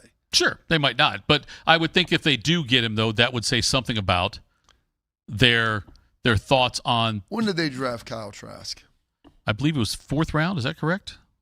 Is Trask 4th round pick? Is that something right to you, Isaiah? I can take a look on it, Bob. But I'm looking it up right now because I'm trying to figure that out because they had him on the roster. And he was a big, strong-arm dude out of Florida. Right. Yeah, you thought, okay, this guy could be somebody. Second-round pick. I thought he was a second-round pick. Okay. So there's something that's comparable. They brought in Tom Brady. When they let Tom Brady walk, why didn't Kyle Trask become the starter? Because they didn't believe in Kyle Trask. Because they watched him in practice. They'd seen enough. He was on the roster. They knew it. Like, that's my point. The GM wasn't married to that pick. If he was a first-round pick, they would have given him a shot. Coming up next, Austin Ward's going to join us. We'll talk Buckeyes next. This is Morning Juice. Do you need a bank that truly values local business in this town and the opportunity to work right alongside them as partners? Whether you're a small business or a large operation, Riverside Bank of Dublin has the right tools for the job. Riverside Bank of Dublin has the experience of working right here in Central Ohio. They understand the business climate in our area, and they're going to help you reach your goals. So whether you need an SBA loan to get your business off the ground, a line of credit to keep your business running smoothly, or equipment financing to get your business up to scale, Riverside Bank will tailor a solution that fits your needs. Visit them at riverside.bank or stop in to get to know them in person at 6300 France Road. Riverside Bank of Dublin, member FDIC, equal housing lender. I'm Brianna Albizu, traffic anchor for 10 TV News this morning. Columbus is quickly becoming my home, and this community has welcomed me with open arms. My mission is simple, to help you get to where you're going quickly and safely. Whether it's helping you beat the slowdown on 270 or giving you detours around major construction, we've got you covered. Because when your morning's on the move, so are we. Make the move to 10 TV News this morning, weekdays from 5 to 9, anywhere you watch.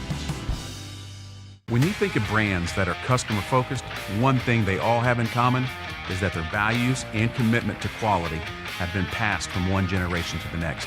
With 3 generations in the roofing industry, our family has built a reputation on honesty, transparency, and consistency. Our commitment to the customer will show through all of our team members as they make sure that every customer is completely satisfied. When it comes to your roofing needs, work with a company built around family. Call Newman Roofing today. Since 1969, Germain Toyota of Columbus has been delivering an exceptional experience to Central Ohio drivers. Whether it's versatile SUVs, stylish trucks, or efficient hybrids, Germain Toyota has a great selection of new and pre-owned vehicles at customer-friendly rates, backed by 2 years of maintenance with Toyota Care and same-day service from our trusted team of technicians. Experience the difference with every drive at Germain Toyota of Columbus.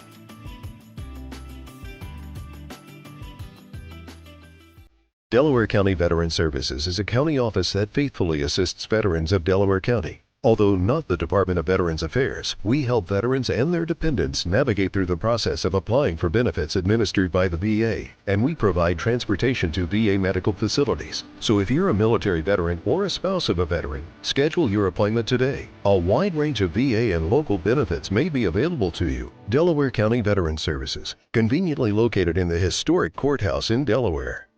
At QC Kinetics Columbus, patients find lasting joint pain relief. Regenerative treatments help repair damaged tissue. No surgery, downtime, or steroids. So after I got done playing football, I still like to work out, go do all of the activities that I love so much. And unfortunately, I started having a little bit of pain in my knee. That's when I went and saw my friends at QC Kinetics. We were able to go in there, get the consultation, get treated, and now my knees, well, they're as good as new. Call QC Kinetics today for your free consultation. Better starts here. Attack and dominate. You're locked into Morning Juice. Sponsored by Riverside Bank of Dublin. Here's Bobby and Tito. Morning Juice, and now we are joined. Look at this guy, Austin Ward. Hat to the back like TLC would tell you every time. He is one half of the Beat with Austin and Berm.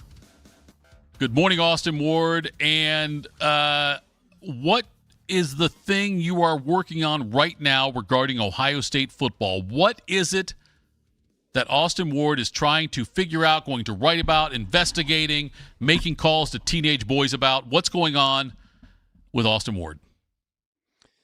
I let Berm handle all of the recruiting so he can make the calls to the teenage boys, but I have been out at the camps. Ohio State's fourth one-day recruiting camp will be tomorrow. They had the third yesterday, had two last week. There's a 7-on-7 function this afternoon at the Woody. So it's been a busy stretch. And on top of that, you had, Ohio State's coaches golf outing on Monday.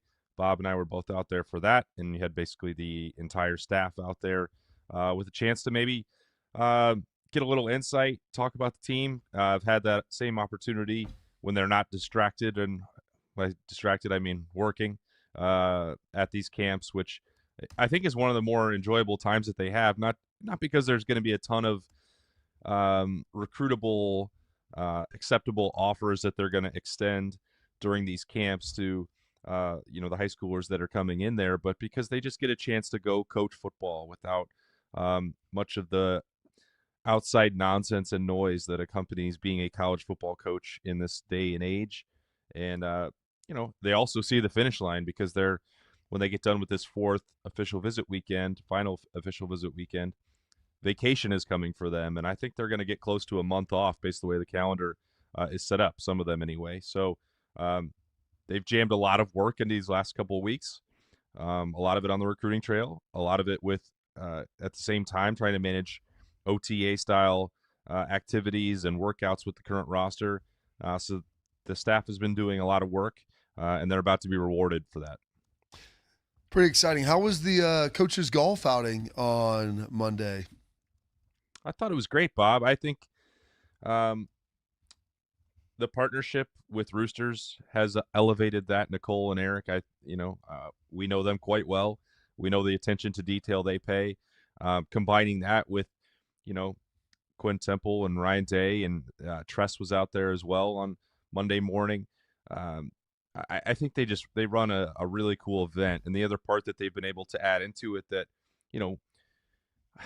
is kind of overlooked and in the grand scheme of all the other chaos, maybe it's not such a huge deal, but the fact that current players can participate in this outing, that they can go on the Buckeye cruise, that they can do some things that, often, obviously they're going to be able to do some things that reward themselves financially, but they can also do some that gives back to charitable endeavors. This one on Monday winds up giving back to the team and the Excellence Fund, but it's cool to see some of them out there. Austin Sareveld, Julian Sayin, Ryan Rudzitsky, who again, by all accounts, is the best golfer on that current team. So he made some noise again. Tyler Bowen was on the team that took it down. I didn't know that the offensive line coach had that sort of game, Bob, but he did get that top prize with his team. So I'm going to have to ask him about that. Didn't get a chance to on Tuesday. Had a lot of campers on the offensive line. But enjoyable day. My team finished in a tie for third, lost a scorecard playoff, so didn't get to take home any of that Roosters and Ohio State swag. But as you well know, Bob, I have plenty of that already. Yeah, I was going to say, I figure you do have Rooster swag. I don't think you missed out on much there, I have to believe. With this team this year, as we're getting closer and closer to the start of camp and everything, getting practices going in August, what are your thoughts, or how much research have you done on Arthur Smith's philosophies and how it will impact what the team does offensively this year? Yeah, I'm really excited to see it because I've asked about it at Ohio State, outside of Ohio State.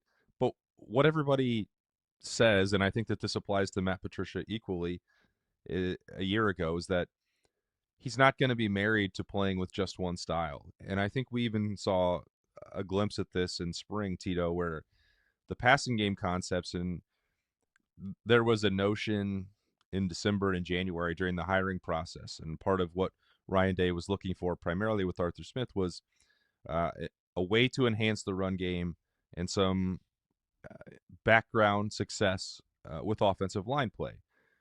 But I think he's also been able to come in and marry some of his ideas from the past with what Ryan Day has done in the past. And we saw on Student Appreciation Day, most specifically, and I know that I've talked about this with both of you already, but just seeing, the mesh concepts, some of the crossing routes, drag patterns, jet sweeps, pop passes, end arounds, different kinds of misdirection and motion with the wide receivers. It felt like it was, taking Ohio State back to 2018 and 2019, which, that's not just Ryan Day doing that. Arthur Smith is coming in here to be the head coach of the offense and let Ryan Day take a step back. The idea was at first that as long as Ryan Day, Keenan Bailey, and Billy Fessler were around, the passing attack wouldn't need to change, that they had the knowledge built in. And maybe some of the element of that is true, that all of they're doing is just going back in time to what they know has worked, and that they've recruited to the way that they've recruited and the way that they have attacked the transfer portal gives them a different, set of athletes at wide receiver than maybe they did a year ago that also looks more like 2018 and 2019. So, I'm really curious to see what this looks like in August, more specifically in September and on the 12th in Texas, because I think that there is an opportunity here for Ohio State to, do things that, might look different from week to week. They might not have to play with the exact same system, the exact same approach in every single game. You have to find out who you are at your core identity. I understand that part. That also applies to the defense, but Ohio State with this roster still has the ability to kind of do whatever it wants on both sides of the football. And I know that you can't do that every single week like it's a video game, but in terms of what they look like on the vast majority of their tendencies, I don't know that we have a good answer on that yet. Do you feel like Julian Sand is becoming more comfortable in his role as the Ohio State quarterback? Not on the field and not leader, but just not with the team, but more of the public element of that and what all of that entails, Austin? Because, as you know, it's probably one of the most important positions in the state of Ohio. I think it's one of the most important positions in sports writ large, in terms of pressure to win, scrutiny, even when you do win, attention that's on you, influence over a Big Ten race, a national championship race. The quarterback at Ohio State, is the closest thing that you could have to, pitching for the Yankees or, being the quarterback of the Patriots. It is up there with one of the most heavily watched and evaluated positions in the country. And when it's difficult to handle all of that, and the first time that you're in it, very few individuals are ever going to be equipped for it. The only one I think who showed up and was like, I am not daunted by this at all. This is what I like. This is a personality that suits me ideally, is Will Howard. But Will Howard had been playing college football for 4 years. Now, that is not the same as being in Columbus, obviously.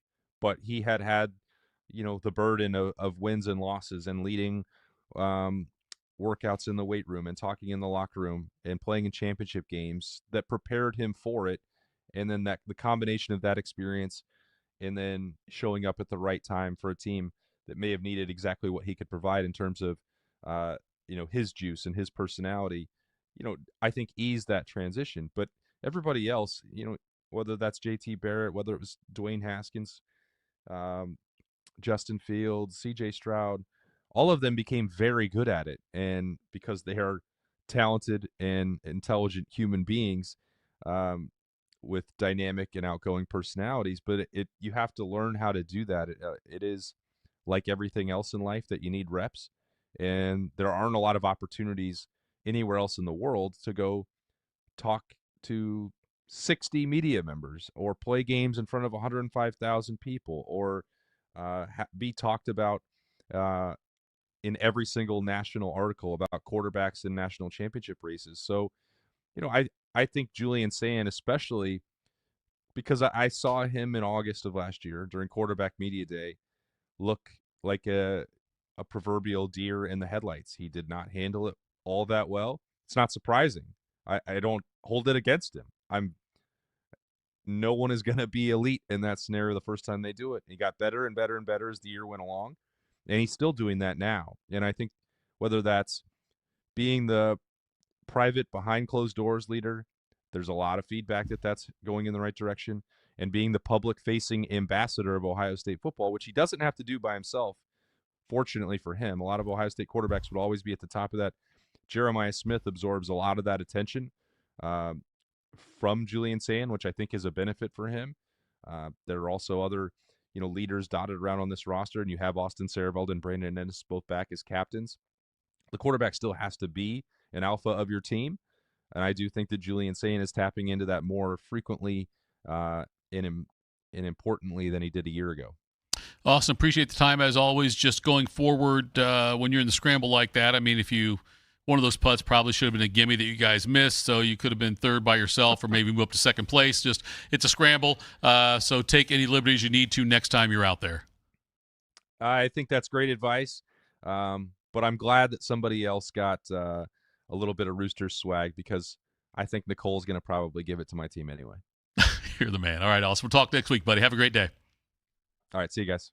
Coming up next, U.S. Open gets underway tomorrow. We will talk to our golf betting expert, John Gerber. We'll do that next. Morning Juice. At QC Kinetics Columbus, patients find lasting joint pain relief. Regenerative treatments help repair damaged tissue. No surgery, downtime, or steroids. Knee pain's something I lived with since the big game, and I'm all over surgeries. That's how I found QC Kinetics. I was able to get in, see the doctors, do the treatment, and get my knee feeling basically brand new. I can work out, run, most importantly, chase my son around the house and the yard, and do my job without any pain. Call QC Kinetics today for your free consultation. Better starts here. I'm Tracy Townsend, anchor at 10 TV News This Morning. This community is my home, and it means everything to me. I care deeply about the stories we bring you each day, especially the ones that truly impact your life, from women's health and advocacy to the decisions happening at the State House. My goal is simple: help you feel informed and connected, because when news moves fast, you need a team that moves with you. Make the move to 10 TV News This Morning, weekdays from 5 to 9, anywhere you watch. Delaware County Veterans Services is ready to help you access VA benefits, emergency financial assistance, dental and medical grants, transportation, and more. Give Delaware County Veterans Services a call, 740-833-2010 to schedule an appointment. Since 1969, Germain Toyota of Columbus has been delivering an exceptional experience to Central Ohio drivers. Whether it's versatile SUVs, stylish trucks, or efficient hybrids, Germain Toyota has a great selection of new and pre-owned vehicles at customer-friendly rates, backed by 2 years of maintenance with Toyota Care and same-day service from our trusted team of technicians. Experience the difference with every drive at Germain Toyota of Columbus.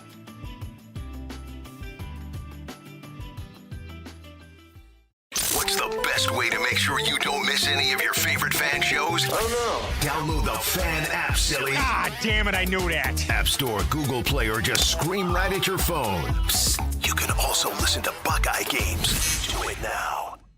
Do you need a bank that truly values local business in this town and the opportunity to work right alongside them as partners? Whether you're a small business or a large operation, Riverside Bank of Dublin has the right tools for the job. Riverside Bank of Dublin has the experience of working right here in Central Ohio. They understand the business climate in our area, and they're going to help you reach your goals. So whether you need an SBA loan to get your business off the ground, a line of credit to keep your business running smoothly, or equipment financing to get your business up to scale, Riverside Bank will tailor a solution that fits your needs. Visit them at riverside.bank or stop in to get to know them in person at 6300 France Road. Riverside Bank of Dublin, member FDIC, equal housing lender. We have a desire and passion for great customer service. Every detail is important to us. From your first phone call to the end of the project, Newman is here to help you every step of the way. We're here to educate you so you understand what's happening with your roof. We're in your corner to help you be confident in your decision. After all, when your name is on it, it just means more. We are Newman. Attack and dominate. You're locked into Morning Juice. Sponsored by Riverside Bank of Dublin. Here's Bobby and Tito. Morning Juice. Tito, Bobby, Isaiah with you. And now we're joined by this guy, John Gerber. He is the co-host of the most popular golf podcast in Ohio, the entire state of Ohio. He's John Gerber. From the Rough is what he does with Tim Ham on FanStream Sports. Also follow him on Twitter. He is at Gerber PGA Pro, where he puts all his picks out there. Good morning, John. Looking awfully snazzy today in that green FanStream Sports pullover. I'm not going to ask for it, but you know, you should probably give it to me. Is your card finalized for the U.S. Open? Good morning, fellas. Yeah, it's getting close. This is a wow, what a week. Third major coming up, the U.S. Open at Shinnecock Hills is very, very difficult. Last time they played in 2018, over par one, just how they want the U.S. Open to be. So it's getting close. We do have some guys that we're already locked in on the board with Russell Henley and Patrick Reed. We love those two guys at 30-1 with Russell Henley and Patrick Reed at 40-1. So those two guys are definitely on our slate in terms of outright winners. But we do have some long shots that I really like. Look at a guy like Brian Harman at plus 170 or at 175-1. That's worth taking a shot from a guy that won the British Open, a past major champion. And here's how I look at this golf course. It's going to play a little bit more like a British Open than it is a U.S. Open, just because of the characteristics of the golf course. It's probably the closest to a true links that we have in the United States. So it's going to play a little bit more like that. And I look at the guys who played well in the British Open over the years to have some success this week. So we always talk about the U.S. Open as being a unique tournament, you know, where they want everybody to finish right around par. What are the characteristics you need in your game? I know that every course is a little bit different, but when you have this elevated rough and everything else that goes into it, what do you need to have as a player? What are those traits, and who are some of those guys that possess some of those to be able to come out and play? Yeah, I think the biggest, it's not even with your ball striking. I think it's patience more than anything else. I mean, you have to be so patient at a U.S. Open, knowing that sometimes bogey is a pretty good score. If you look at Koepka last year on 14, the little par 3, he made bogey and thought it was a birdie, and that kind of propelled him in 18 to win. So I think patience more so than anything. But this U.S. Open's a little bit unique in terms of, you know, normally a U.S. Open is going to start from the tee, and you have to drive the ball well because the rough is very difficult. But this one's a little bit different. The corridors and the fairways are a little bit bigger, but the wind is going to be the big factor because it's a lot of crosswinds out here at Shinnecock. So, you know, either ride the wind or hold the wind off the tee is going to be a key.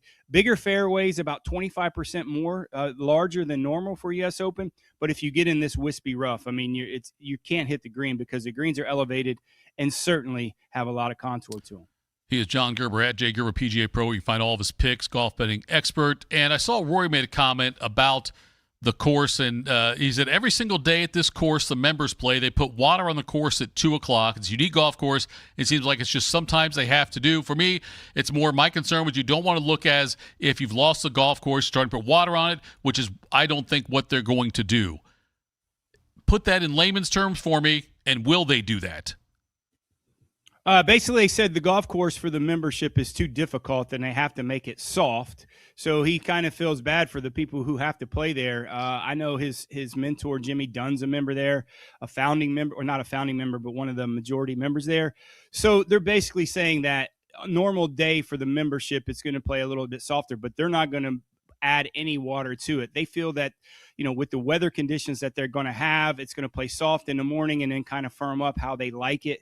So they're basically saying they're going to make it the hardest test that they can for anybody that's ever played out here. And that's what happened. I mean, like I said, you say in an 18, it probably got a little bit on the edge in 18 when Koepka won, but they're gonna make it firm. They're gonna make it fast, and they do, like Bob said, even par is what they want to. They want to make it, and they value the score of par for a U.S. Open. So how much is that going to impact the morning scores versus afternoon scores, given that they water it only at 2 o'clock because it gets so burned out?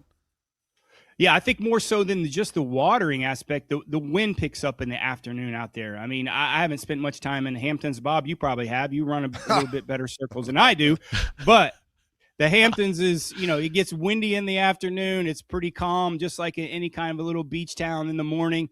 So, if you can go get in a softer conditions when it's not blowing in the morning, but they both have to play, both waves have to play each side. So look at some scores probably in the morning tomorrow that are maybe on top of the leaderboard. And then, them trying to catch up and trying to stay afloat on Friday when the wind picks up. But they both waves have to deal with it. But I think your predominant players certainly are going to make hay tomorrow morning when they first tee off if they get a morning tee time. I'm glad you brought that up, Gerb, because most people don't know this. Bob actually, every day he leaves the show, takes a private plane to the Hamptons where his house is, where he lives with the family. So I'm sure he's very familiar with the course. That's a good point by you. When you look at this, are there any older veteran guys that have a chance to compete? Somebody who's not in their 30s, who might be late 40s, early 50s. You look at it and say, you know what? This person could have a good tournament out here.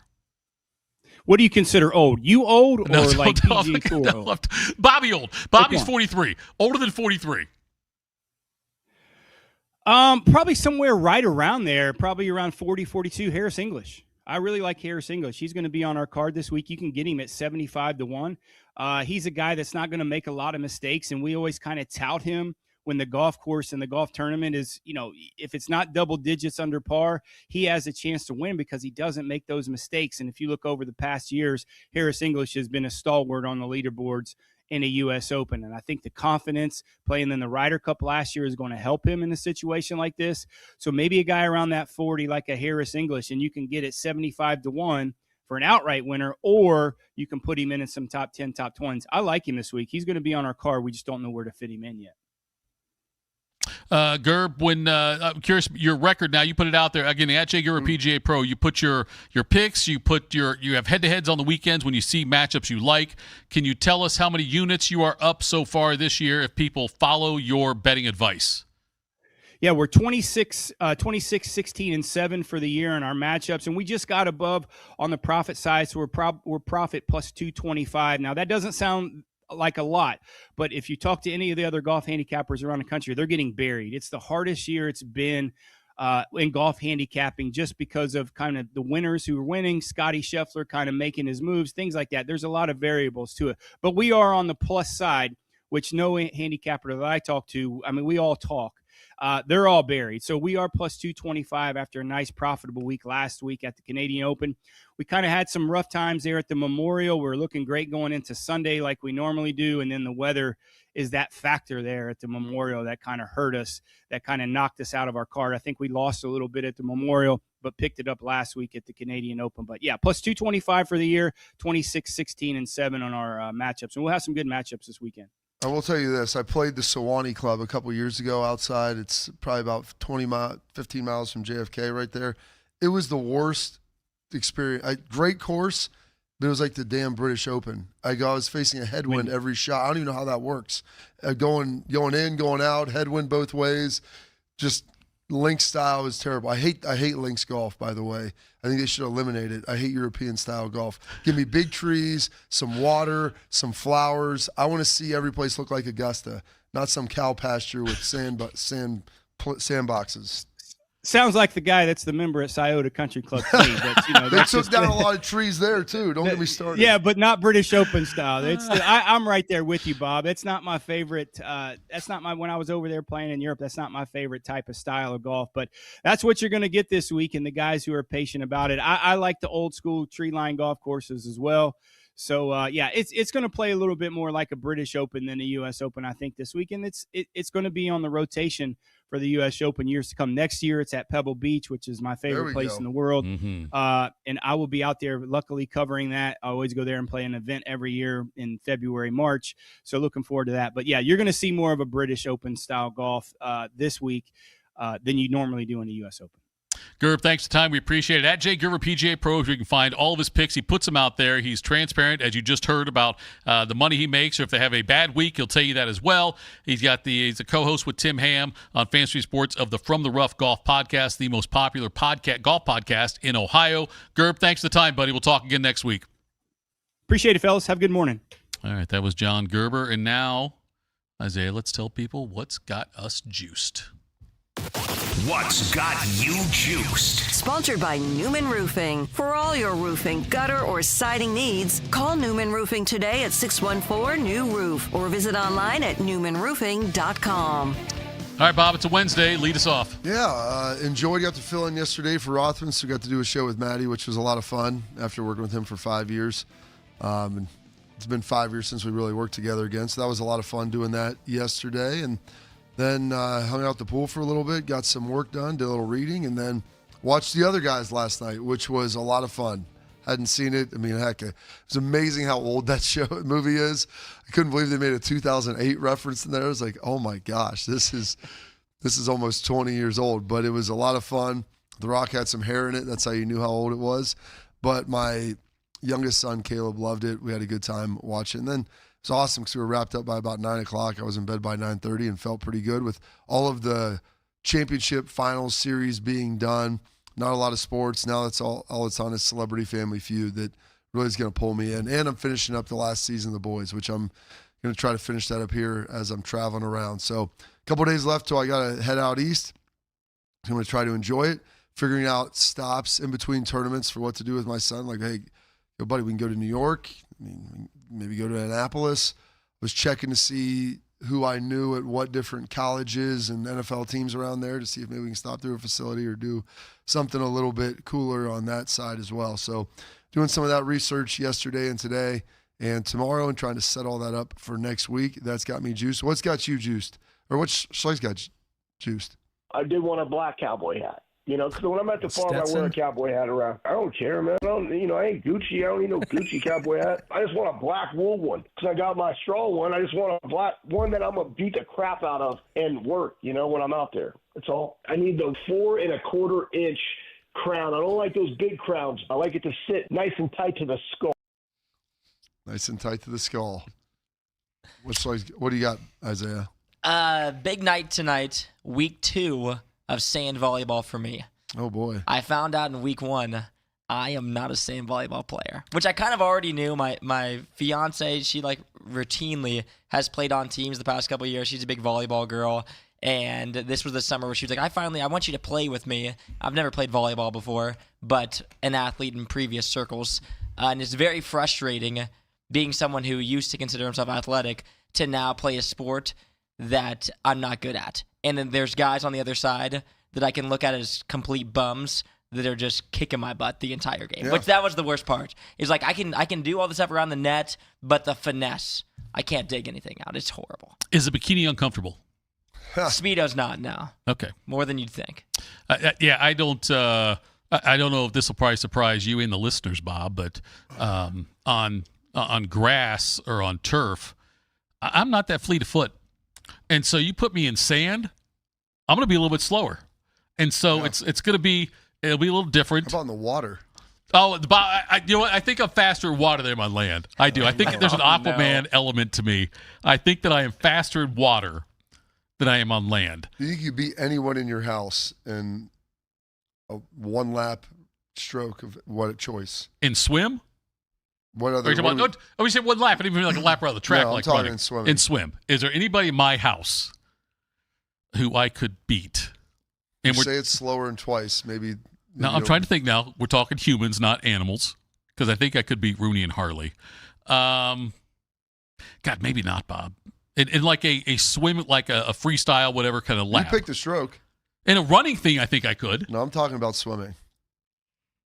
The thing is, Bob, I'm not. Heather's your only hope, and I think she's got you. So, I don't think I could. She swam in high school, right? She did swim in high school. Got you. Yeah, you're cooked. Okay, so she'll beat me. Done. She's younger than you and is younger in years. Better. I don't know what else there is. Well, I don't know if she's.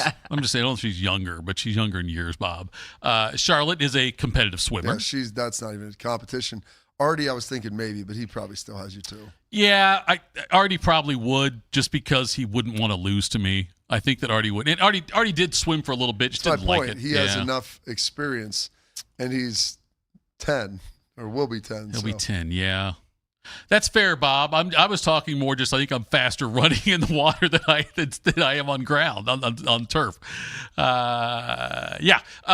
right, Bob. They are better swimmers than me. Could you beat everybody in your house in swimming? Not RJ. You can beat RJ. I could take the rest. You could take Courtney? I mean, I swam my senior year. I was in the district. I was in districts, dude, and I still swim sometimes. So, like, it wasn't until RJ was 14 that he could really get me in everything. Do you often, when you're at the pool, do you get in there and race the kids for fun? I haven't in a while because I haven't swam a lot this summer, but, I mean, I will if they want. Was yesterday your lacrosse? Do I bring a Speedo and goggles? Yeah, that's always in the bag. I figured you did, and a cap. I've never been a cap guy. Did you wear a cap in competitive swim in high school? I did when I was in districts. That's it, in sectionals. Because I didn't want to shave my head. You didn't want to shave your head? No. Do you think either of you think you'd look good with a shaved head? I've done it before. I mean, I've had a buzz, but it's fine. My head's probably all lumpy now from playing football. I think my head's lumpy just because it's a head. Could you pull off bald? Do you think, Isaiah? My older brother's completely bald, and I didn't think he'd be able to pull it off, but I think he looks better now that he's bald. Right. And we look, I think, a little bit alike, so I think I could probably pull it off, but I don't really want to. I've often said the most endearing quality of me, not my personality, not success in life, not how I treat people, not my physique, not my knowledge of how to use power tools and things like that. The best thing I've got going for me is I haven't lost my hair yet. When I've got friends that have, like that right there is my number one thing, which is funny. I wear a hat here every day, but like when I go out with my friends, I make it a point. Like I know they've got their credit cards have got more limits than mine do. I know their bank accounts are bigger, but look at me. Tonight, I've got the best hair in the group. Well, there you go. And that's what I stick to. That is what I've got. If I start losing my hair, I don't know what happens next. No offense to the baldies out there. I don't know. Is baldies offensive? No. Okay, no offense to the baldy. I got bald friends. Protected class. I can say it, Bob. I've got bald friends, right? I can make jokes. I can say baldies. I've got bald friends. I think I can say that. So, what else has to be juices? I think that we have got the dates secured for our Vegas trip in September. Oh, nice. And we're going to extend it by a day this year, I think, which is stupid.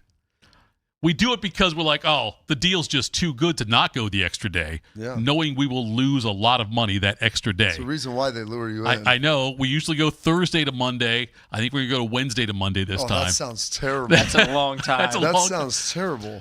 And we're out there the week of the Ohio State-Texas game. But, Bob, I had my one buddy went out to Vegas, him and another friend, and my buddy's, I guess, fiance, I think at the time. Maybe married. I don't know. The three of them go out there, though, and they're on the plane to come home when 9/11 hits. And so they get pulled off the plane, and they're stuck there for another week and a half or so. I'd be driving at that point. They talked about it, but then, there was talk about, it's going to open up soon, it'll open up soon, whatever. My father, stepfather, he was out in Atlantic City and was on a great run at the blackjack table, up a couple of grand. Some huge flood comes in and floods the part of the casino. He was like floods the parking lot, the bottom level and stuff, and he couldn't leave. And so he ended up sticking around there and lost it all. Just put it in your pocket. You don't have to play. Bob, I know. People aren't as smart as you, Bob. Folks, that's it for us. Tomorrow, the best hour in the show. We have Albert Breer on at 7 o'clock. We'll have you Highness on for his segment, end of the show. This has been Morning Juice.